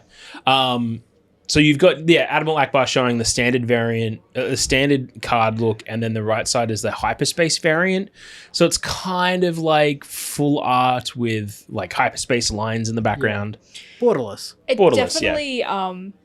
definitely makes me think that even it's going to have not as extreme of a market as Pokemon, but a similar market of people who are fans of the IP who just want to collect cards. Yeah. And I think absolutely. that could help bolster sales enough to keep it going a little bit more than other properties. Yeah, and these little variants as well, like give it a bit of a bling thing for collectors as well, or players. Yeah. So, you know, you might play a Leia Organa deck and then you want to, all right, I've got everything I need for it. I picked it up pre-release. Like, for instance, a Hera Syndulla deck, there's only 2 rare cards in that deck, and that's Hera herself, and, well, it's 4 rare cards in total. Hera herself and the 3 choppers. Yeah. The rest are uncommons or less.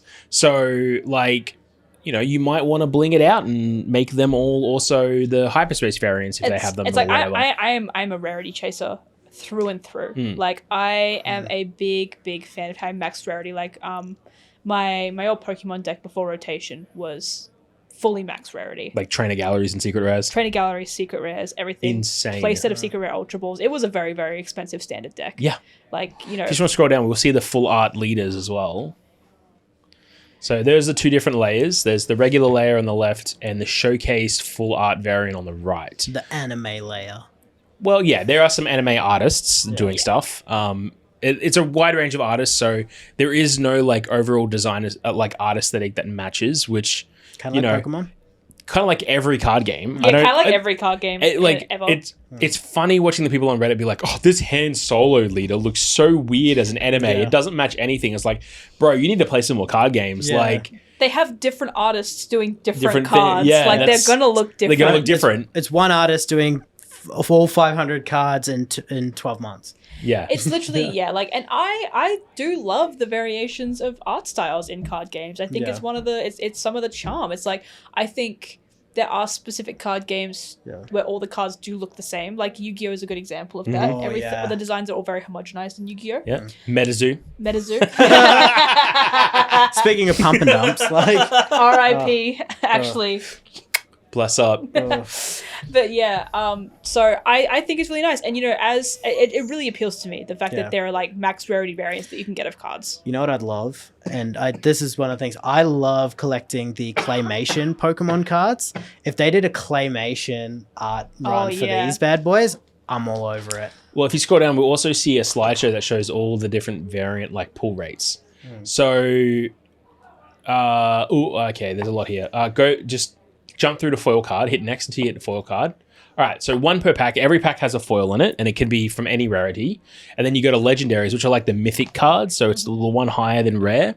And there you'll find them across 1 in 8 packs. Yeah. Magic's was 1 in 8. It's now down to 1 in 7.4, I think, is the pull rate since Zendikar Rising for their mythics. Yeah, bro, I still didn't get one in my pre-release kit today. Yeah, I did. I still won that. What do you mean? game. You got a mythic in your pre-release kit today? It was just one you couldn't play in your deck. I'll kill you. Got him. Go back, hit previous. Again. So hyperspace you'll find in roughly 2 and 3 packs. You'll find a hyperspace variant, but I believe hyperspace variant is all of the different rarity levels from common through to legendary. Yeah. So that could be anything, you can have a fully right? hyperspace deck if you want. Yeah, if you're crazy. I will. Your hyperspace rare or legendary is 1 per 15 packs. So basically 1 per box, essentially. And then a foil hyperspace rare legendary is 1 in 50 packs. So that's 1 every 2 and a bit boxes because there's 24 packs in a box. And then you have your showcase. And your showcase is 1 in 12 boxes. So yeah, I'm looking for a showcase Tron, by the way. They come in cases of 6. Yeah, one every 2 cases. So 1 every 2 cases crazy. will be a showcase leader. Which is crazy. Oh, dude, Showcase Sabine is going to be so expensive, bro. Oh my god. That's going to be insane. Thank God you only need 1 of them for your deck. Thank God, right? Like, I think that's the reason why they have the Showcase leaders, and that's like it. Yeah. Right? Because that's what you need. So yeah, I'm just a big fan of different rarities. I like it. It's a little bit of collectability. It's not over the top where I have to sit there and have a 8 pages of a 16-page set briefing document dedicated to just the different variants and where to find them. As the person who pulls the singles orders for the singles site, I'm very happy that it's quite digestible. Yeah. Here's your 4 different rarities: common, uncommon, rare, legendary. They can all come in foil. They can all come in hyperspace. By the way, the leaders look fucking rad at Showcase. That's it. Yeah. Done. That's all you need. That's all you need. Simple. I just want cards that taste like real cards, right? Yeah. This tastes like a real card. Yeah. And only 2% fat. I will I want that devour a card with Showcase extra Sabine. If I pull one, I will That's simply extra devour dollar. it. That Sabine is extra dollar. Yeah. So, it's I'm really looking forward to it. The hype online has been real. Yep. Like, there's been a lot of people making content for it online. Obviously, you can play it on Tabletop Simulator. Yes. Which I know a lot of people online have been doing. And that's how people are generating content for this sort of thing already. It's how people have been able to test Sabine and kind of determine that she is she is aggro queen. Yeah. She is the best of the best at the moment. So it's really, really good. Obviously, it's been a long time since I've been there on the ground floor of a game. Yeah. Obviously Magic's been going since before I was born. I played like the first set of Flesh and Blood, but I didn't really get into it too much. Yeah. I wondered how long it was going to take for Flesh and Blood to come up in this discussion. Yu-Gi-Oh as well. Yu-Gi-Oh and Pokemon have been on this earth for a similar time as I have. Yep. So it's... I played the first set of Pokemon. Oh, nice. How old were you? I was 9. No, I was 10. Because it was in... Well, 9 or 10. It was in grade 5. Yeah. And we got him banned from the school. This was also, we were 10, so we didn't understand how energy worked in the game, so we really just didn't play with energy. Bro, I was like the littlest... But then cards only did like 60 damage. Yeah. Bro, I was such a when I used to play Pokemon, man. Like, I was like, I cheated constantly. And I would just be like, no, this is how it works. And I would just like, people would just believe me. And I'd be like, water gun means I get to shoot you with my water bottle. I have to pour my water bottle over your Charizard, actually. I used to play Yu-Gi-Oh like it was the anime. So I just build the cards and be like, I played the Gate Guardian. And then I just put the cards directly on the sand, in the sand pit. Yeah, I would just grind my cards against the concrete on the floor of the fucking school, right? Like, so, we all did that. But as an adult, this is my first time being on the ground floor of a game. And it is for an IP that I am obsessed with. Yeah. Right? Which also does help drive that passion. Yeah. Because I am a massive Star Wars fanatic. As am I. I love it. I love that franchise so much. I could talk hours about Star Wars. In fact, we have. Almost 2. Oh, yeah. Shit, has it already been that long? Yeah. Pretty much, yeah. Time flies when you're talking about a galaxy far, when you're having away. fun with your best friends. Yeah. Well, we talked about how to build a deck, leaders, aspects, variants, playing the game. I think we pretty much got it covered. Oh, there's also we were going to talk about draft a little bit and what drafting game actually involves. Drafting. So obviously drafting is a little bit weird. For those that have played any kind of draft game, drafting is you'll not understand what drafting is, but for those that don't, drafting is essentially picking a card from a pack and then passing that pack to the left for the next player to pick from, and then you pick up the pack that was passed to you. Now, in this game, you need to have leaders to build your deck, right? And every booster comes with one leader and one base in it. Yeah.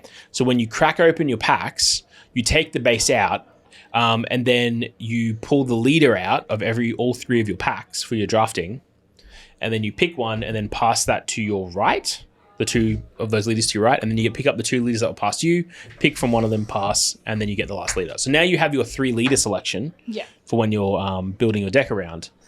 And then you start drafting from your packs. So left, right, left. Drafting is potentially an environment that I see people running things that are off aspect. Yep. Yeah. Now that I think about it. I think also drafting might be a very interesting space to find on aspect, like mono aspect card. Mono aspect, decks. I definitely I see that happening too. The one annoying thing I'm finding is a lot of the rare leaders just have complex effects for the sake of complexity. Whereas it's the common leaders that are much easier. Like Krennic's a common leader. Yeah. Like +2/+2. Jyn Erso is a common leader. Thrawn is rare. Thrawn is rare. Hera is rare. She's probably the most straightforward rare leader there is. Is Tarkin common? Or I think rare? Tarkin's a common. I think he feels common. They require a little bit more setup to be sort of... The Imperial unnamed leader will be the rare one, I believe. That's totally not Sheev Palpatine. That's totally not. Sheev. Totally not Palpatine. So yeah, they seem a little bit too involved for a limited environment. Well, no, it's just that like they're just it's kind of needlessly complex. Like I'm having a lot more fun with the straightforward leaders of just play this, it does thing. Yeah. I definitely agree with that. And I think that if they're like, I know that we've already said that they have 3 sets that are in print currently. Yeah. So they're obviously not going to be looking at any data for these sets. Yeah. Right? But I think that if they do end up, if this game does have the longevity of something that goes a little bit longer than the projected estimate of a Fantasy Flight product, then I can see them potentially kind of hopefully printing more of the little simple guys. Yeah. Because I genuinely agree with you.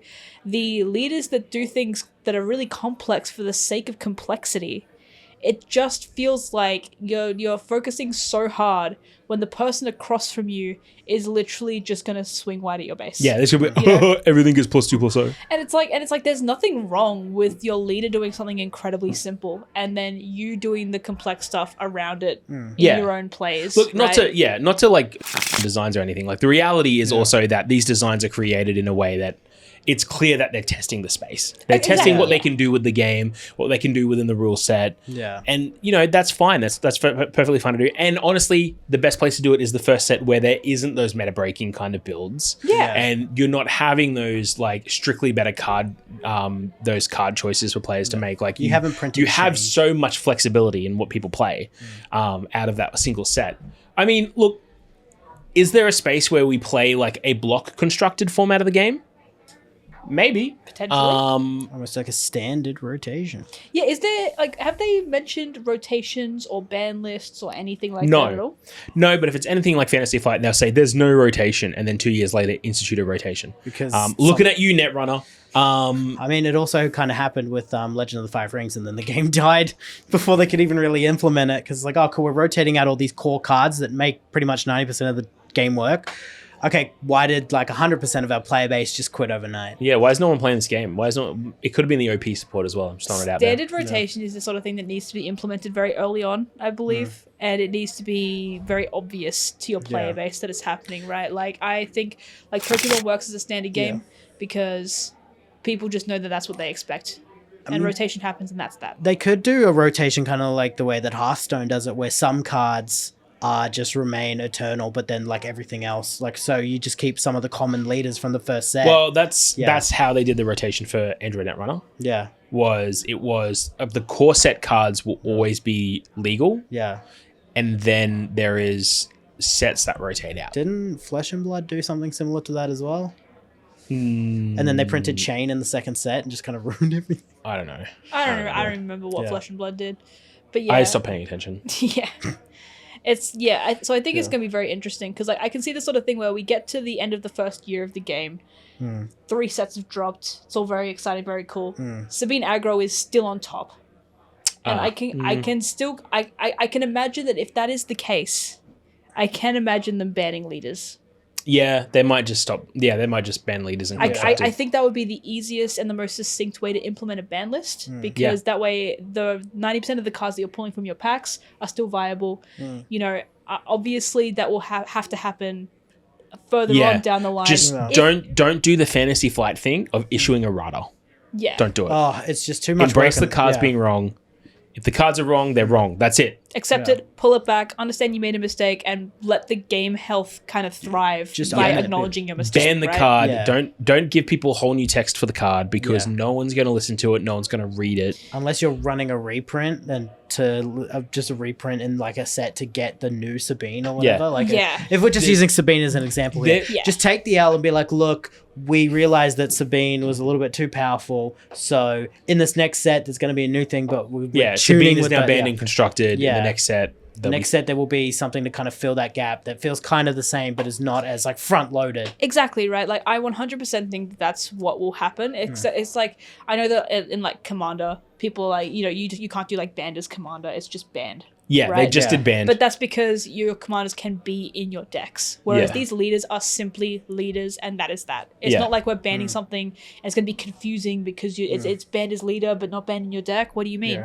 Whereas this is, I just think, is the way that they're going to do it. If it has to happen at all. Yeah, and like I said, just embrace it. Don't do the errata. Yeah. Although, what was I going to say? Just to cut in, just going off that, like the banning leaders as well, because there are cards in here that are so obviously designed towards a specific leader, specific archetype. In banning a leader, don't you also kind of soft ban a portion of the cards from that set? Not really. That archetype? The only ones that I can kind of see being like from what we have already have access to and what we know about. If they banned Hera, for example, I can see a lot of the Spectre cards never seeing play. Yeah. Right? I mean, I think Ezra and Sabine are like 2 cards that will see play, I think, beyond that. Yeah. But those are the only 2 Spectre cards I can see actually getting more play. Otherwise, I think you'll find a lot of cards are generically quite good. It's like, you know what, if you ban Thrawn, I don't see a lot of other decks running Greedo slow on the draw. So I guess if you ban Thrawn, then you soft ban Greedo. I had him in an IG-88 deck. That's good. It was the first deck I built. It was terrible. Okay. Never mind. We've all been there. We've all been there. But yeah, so like I don't really see that happening because the decks aren't too the cards aren't too hyper specific for leaders. Yeah. I mean, like, even when you talk about like if they banned Cassian, then does that reduce the effectiveness of the Saboteur cards? Absolutely not. No, because a Vigilant Sentinel like Shearer is still gonna die to them. Yeah, and you ban Sabine, the cards that give you raid, are they gonna be bad? Absolutely not. They're still not. Absolutely they're still not. Yeah. So, you know, it's definitely the sort of thing that doesn't affect the bulk of the actual playable cards. Yeah. Which I think is neat. I think this is, if they do need to take that route, which I don't know if they will. Obviously, this game hasn't come out yet. Yeah. So, you know, we're still speculation. This is all speculation. We're still working off an incomplete first set, regardless of how much we do have spoiled. We're still working off an incomplete first set. So, you know, if that is the direction they need to take, I think they've got a way to do it that does make it very, very easy on them to implement that sort of thing if necessary. Yeah. And I think that's really, really good. Yeah. I think it works. Sure. Cool. I don't really have much else to say. Star Wars is cool. Star Wars Unlimited looks fun. Yeah. It looks really, really fun. I still have my reservations. The same ones I wrote about last year. It's a licensed product. It is a licensed product. Admittedly, it's like I think it does have the benefit of being one of the biggest IPs in the world, which is good. The question is, is Fantasy Flight Asmodee going to devote themselves into this game as much as they should as well? I don't know. When compared to things like Lorcana, right? I have had good news about Lorcana in Australia. Yeah. I cannot share it online.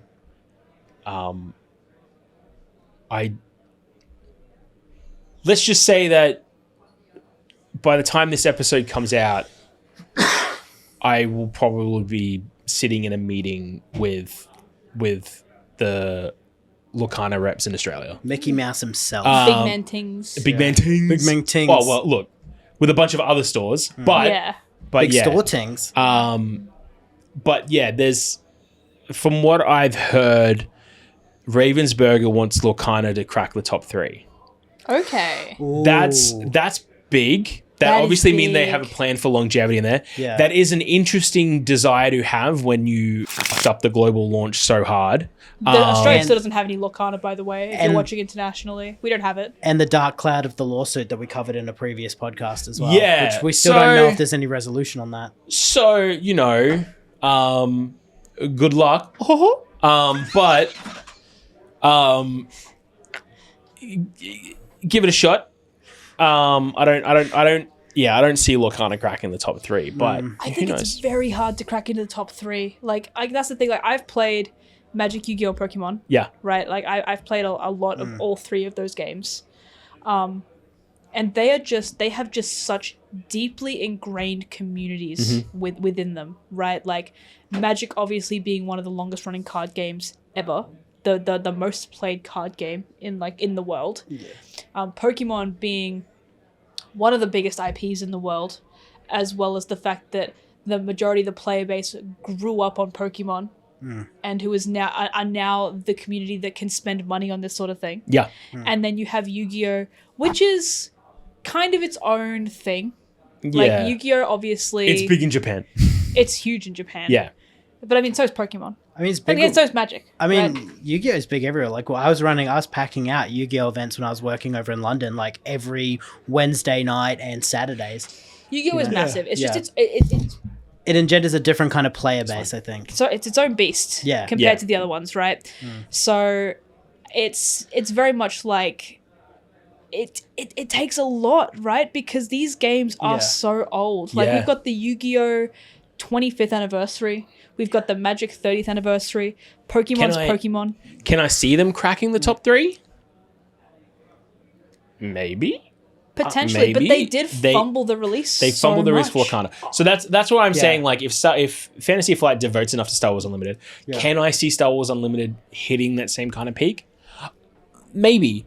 But you need to be really upfront about how long this game is going to last, right? Because you still only have 2.5 years worth of sets. You don't have a commitment to the longevity of the game. You just have told us, oh yeah, we got content planned for the next 2.5 years. Which, it obviously right now that feels like such a long way away. But we all know how quickly and unending the flow of time is. Yes. So it's like the inexorable continuation of the time.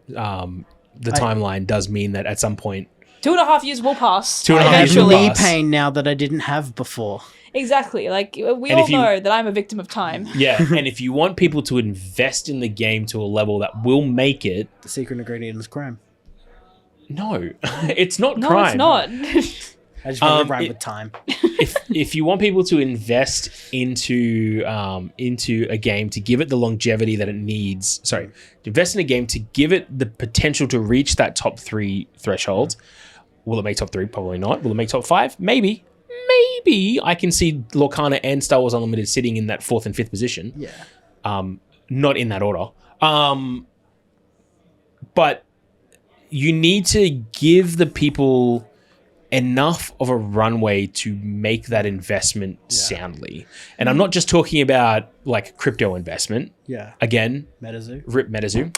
Bless up. Yeah. Imagine investing in MetaZoo. No shade if you did, but a little bit of shade. But I'm talking about the time and emotional investment in learning the game and dedicating themselves to go to these competitive scenes. Dedicating ourselves and our business to running these events, to investing in writing all this content and to help promote the game, to running all these pre-release events, to like taking the time to double check with suppliers and reps to make sure we have enough product available so that we can run another event for people to come in to be part of because we had exhausted our first allocation of stuff, of sitting down and being able to talk to you guys about it, and taking the 2 hours it took for me to print and cut and sleeve 2 starter decks, as well as create the little box, like the decks that came in, and like, because I had to get the deck cases as well and prepare those and prepare the dice and tokens for it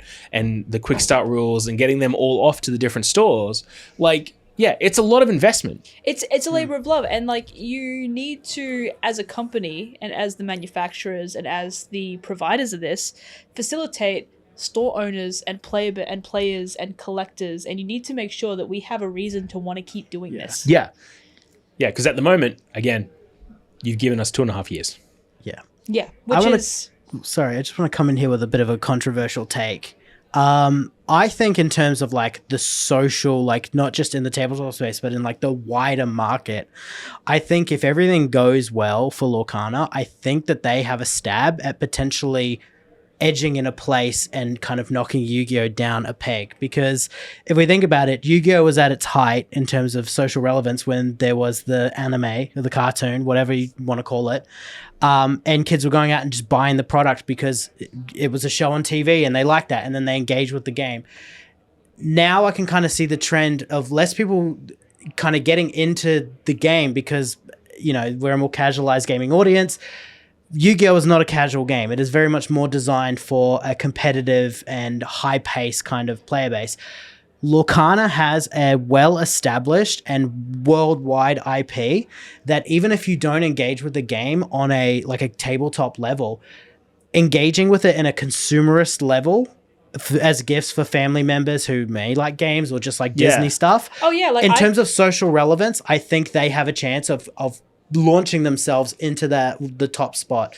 They're never going to dislodge Pokemon and Magic. That's never going to happen. But I feel like in terms of the relevance in the scene, I feel like Yu-Gi-Oh might go down. No, I can definitely see what you're saying, right? Because I used to play Yu-Gi-Oh like semi-competitively. Not as competitively as Trent did. But I was still, going to all the same events that he went to, even if I didn't place as highly. And it definitely was like our generation, you're right, like were the kids who kind of like grew up on the anime and who could then kind of spend money on this sort of thing, and we played with all like the first edition cards and stuff, and we just absolutely like mushed them into the concrete at school. So many ruined blue eyes. So like I can definitely see where you're coming from in the sense that like I don't see as much of like new players getting into it because obviously, like, is the anime even still running? I have no idea. I don't think so. So like I mean the abridged version maybe. Well, I mean, you also got to think about what it means from a gameplay perspective as well, right? The big thing about Flesh and Blood, the big selling point for Flesh and Blood really is that it's an alternate to Yu-Gi-Oh. Yeah. Like it has that duelist style of Yu-Gi-Oh in a different gameplay and a fresher gameplay mechanic than Yu-Gi-Oh, where there's a bit more interactivity than there is, I set myself up for a win next turn, are you going to break it? Yeah. Like and then they released Chain. I don't think we realized just how broken Chain was that they had to just. Well, he's living legend status now, so it doesn't really matter. He's not playable. But nobody's playing anyway. So, well, no, people are playing Flesh and Blood. Flesh and Blood still has a healthy community. Yeah. Well, it has a healthy community in the sense of large. Yeah. In parts of the world that aren't really Australia, but the community around Flesh and Blood definitely fits into that same competitive profile as Yu-Gi-Oh. Yeah. So, will Lorcana get up there from a sales perspective? Maybe. As Trent said when we talked about Lorcana, it's Disney and Grandmaster Disney card. Oh, kid like this. Like that kind of works, right? I'm not a huge Disney fanatic, but even I got given a Lorcana deck for Christmas from a mate of mine who went over to the UK, right? Yeah. So it happens, right? And isn't a game? It's an okay game. I personally feel that it's more akin to Pokemon than any other card game because it is kind of like it's like a mix between Pokemon and Magic. I got told it was similar to Keyforge. Oh, yeah, a bit more interactivity because you do have reactions and stuff. Yeah. I definitely feel like though that the game, I don't know if the game has enough like appeal gameplay wise to really allow it to hit into those upper echelons and into competitive play. Yeah. Obviously, we stand to see what happens with the new sets coming out. Like third set, I think, is coming out soon as well. That'll be our Not first for set. us. Not for us. Not for us. So, I want my goofy type. Let me tell you what I can once we get back from Toy Fair. All right? You know what? We'll have more news. Watch this space. Watch this space. Watch this space. But with Star Wars Unlimited,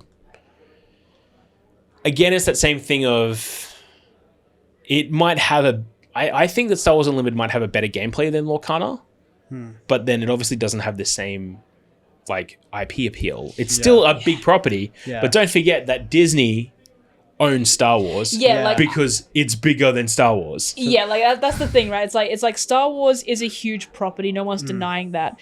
But Disney as a whole is the biggest property. Yeah, it's the property. It is the property. I mean, and if they keep this going with Ravensburger and they're like, you know what, we want to double down on this. If Fantasy Flight do Fantasy Flight things, they could just roll Star Wars into Lorcana. Yeah. And they could do Marvel as well. And I think the only real way that these games are going to either of these games, either Lorcana or Star Wars Unlimited, are able to break into that top 3 is more about what other games are doing around them than necessarily them. Yeah. If Flesh and Blood successfully grows further into their competitive scene and starts pulling Yu-Gi-Oh players out into Flesh and Blood, then we are going to see, as Flesh and Blood rises, Yu-Gi-Oh come down. Will Flesh and Blood replace Yu-Gi-Oh? Probably not. But then that'll also balance out, and that war of attrition will kind of become its own thing and leave enough room for someone else to pop into third. Also, we need to talk about Magic in the sense of how much Hasbro is really just destroying themselves and eating the golden goose that laid the eggs for them. There is a whole lot of disillusionment with Magic right now. By firing 1,100 people just 2 weeks before Christmas. And a good chunk of those being the people in Wizards of the Coast that make the profitable products. There's always that chance for Magic to fall off and slip a few places. Will it slip off entirely? I don't know. It'll take an entire implosion from Hasbro for that to happen, and then like Wizards to get shuttered from it. Stranger things have happened. Quite literally with those secret layers. But honestly, there's Universes Beyond. I think that's a money train that's going to keep them going for the next 2-3 years because that's when they designed for. They did let go the head of Universes Beyond. But the stuff that they've alady done is already kind of locked in. They're hiring someone else now. That's crazy. They're still going to have the money train rolling in, and I think and this is another thing I kind of wanted to touch on with Magic, because I noticed they're starting to go for film genre set pieces. Like this is very much like Knives Out, like crime thriller. And then we're going Yeehaw Wild West. Yeah. Yeah, and there is a Mad Max set coming up as well. Exactly. Death Race. Yeah, exactly. Yeah. Look, the big thing too with when we're talking about the top 3 and Magic slipping off, you got to remember as well that Hasbro is losing an astounding amount of money every year. Yeah. And the amount of money they are losing is more than the amount of money that Wizards of the Coast brings in. But the amount of money Wizards of the Coast brings in makes sure that Hasbro can still stay open. Yeah. So there's that whole kind of layer there, We don't want Transformers, we want Transformer games. Just give me, you know what I mean? There's a Transformers RPG. Do you want to know that? Renegade Studios did a Transformers RPG. You know what's even better? They did a Transformers RPG and a G.I. Joe Rise of Cobra RPG, and then they just recently released a book that allows you to play both Transformers and G.I. Joe Rise of the Cobra in the same universe for RPGs. That's so good. I need to get my hands on that. But also, I was thinking about it when I was doing a little bit of pre-research for this today. If they did a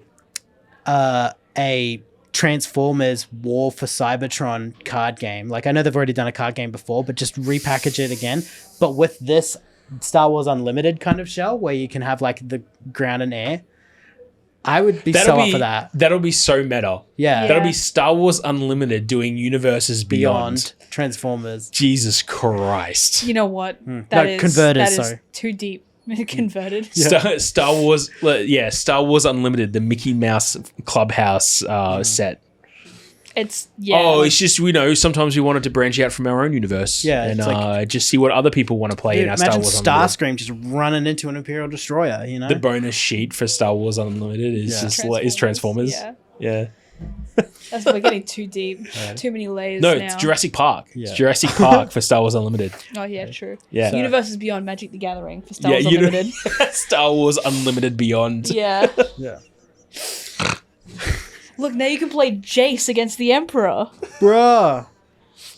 Dude, let's just put League of Legends and Star Wars Unlimited. And Jace is just like breaking his mind. But that's also canon because they're just like planeswalk into the Star Wars universe. Because if they can planeswalk into like Georgia Atlanta from The Walking Dead, they can go anywhere. Starcane Wars Unlimited. Just do an Arcane set. Dude, yeah, Arcane. Dude, I want to run Arcane. my Urgot into Sheev Palpatine, just... I'm going to equip Sheev Palpatine with fish bones. Jinx's rocket launcher. So, as you see here, Darth Vader has actually bought 2 Rejuve beads. Yeah. It's got a mana pod, it's fine. Yeah, it's fine. He's laning. Yeah. Anyway. Jesus Christ. I feel like we've hit the end point here. I think we're at the wall. And it's like, what is it like? This has been a good rundown of Star Wars Unlimited. I hope you enjoyed it. I hope you stayed for it. This has been a roller coaster stream of consciousness about Star Wars Unlimited featuring myself and the lovely Piper. And Connor behind the scenes. And Connor, yes, I was also here. Thanks so much for joining us, everyone. Don't forget to click a like on this video and subscribe to the channel here on YouTube to get some more awesome From the Vault content. Get the bell on to get notified every time a new video goes live. And if you are listening to us or watching us on Spotify, make sure you subscribe to the show to get notified when new episodes come out. If you are watching, all the links associated today are down in the description. You can go check out Star Wars Unlimited. You can go check out our articles. You can Star Wars Unlimited database should be linked down below as well. SWUDB. It's amazing. Brew some decks. Have some fun. They're good. And we'll catch it at pre-release if you're in Brisbane. If not, just let us know. Join our Discord. Links down below. We chat about Star Wars Unlimited in there now too. Also, feel free to tell me why I'm wrong about like all of this. If you feel like you are more entrenched in the comments below, specifically let us know why Piper's wrong. Yes. Not me. I'm always right. I'm always right. Connor is right sometimes. But I've got like a 30% success rate. But also down in the comments, tell us why it's okay to think villains are neat. And also why Overwatch shut down, I guess. If we keep adding stuff to the comments, adding stuff to me about... Anyway. That's it for this episode. Stay safe, everyone. Wash your goddamn hands. Bye. Bye.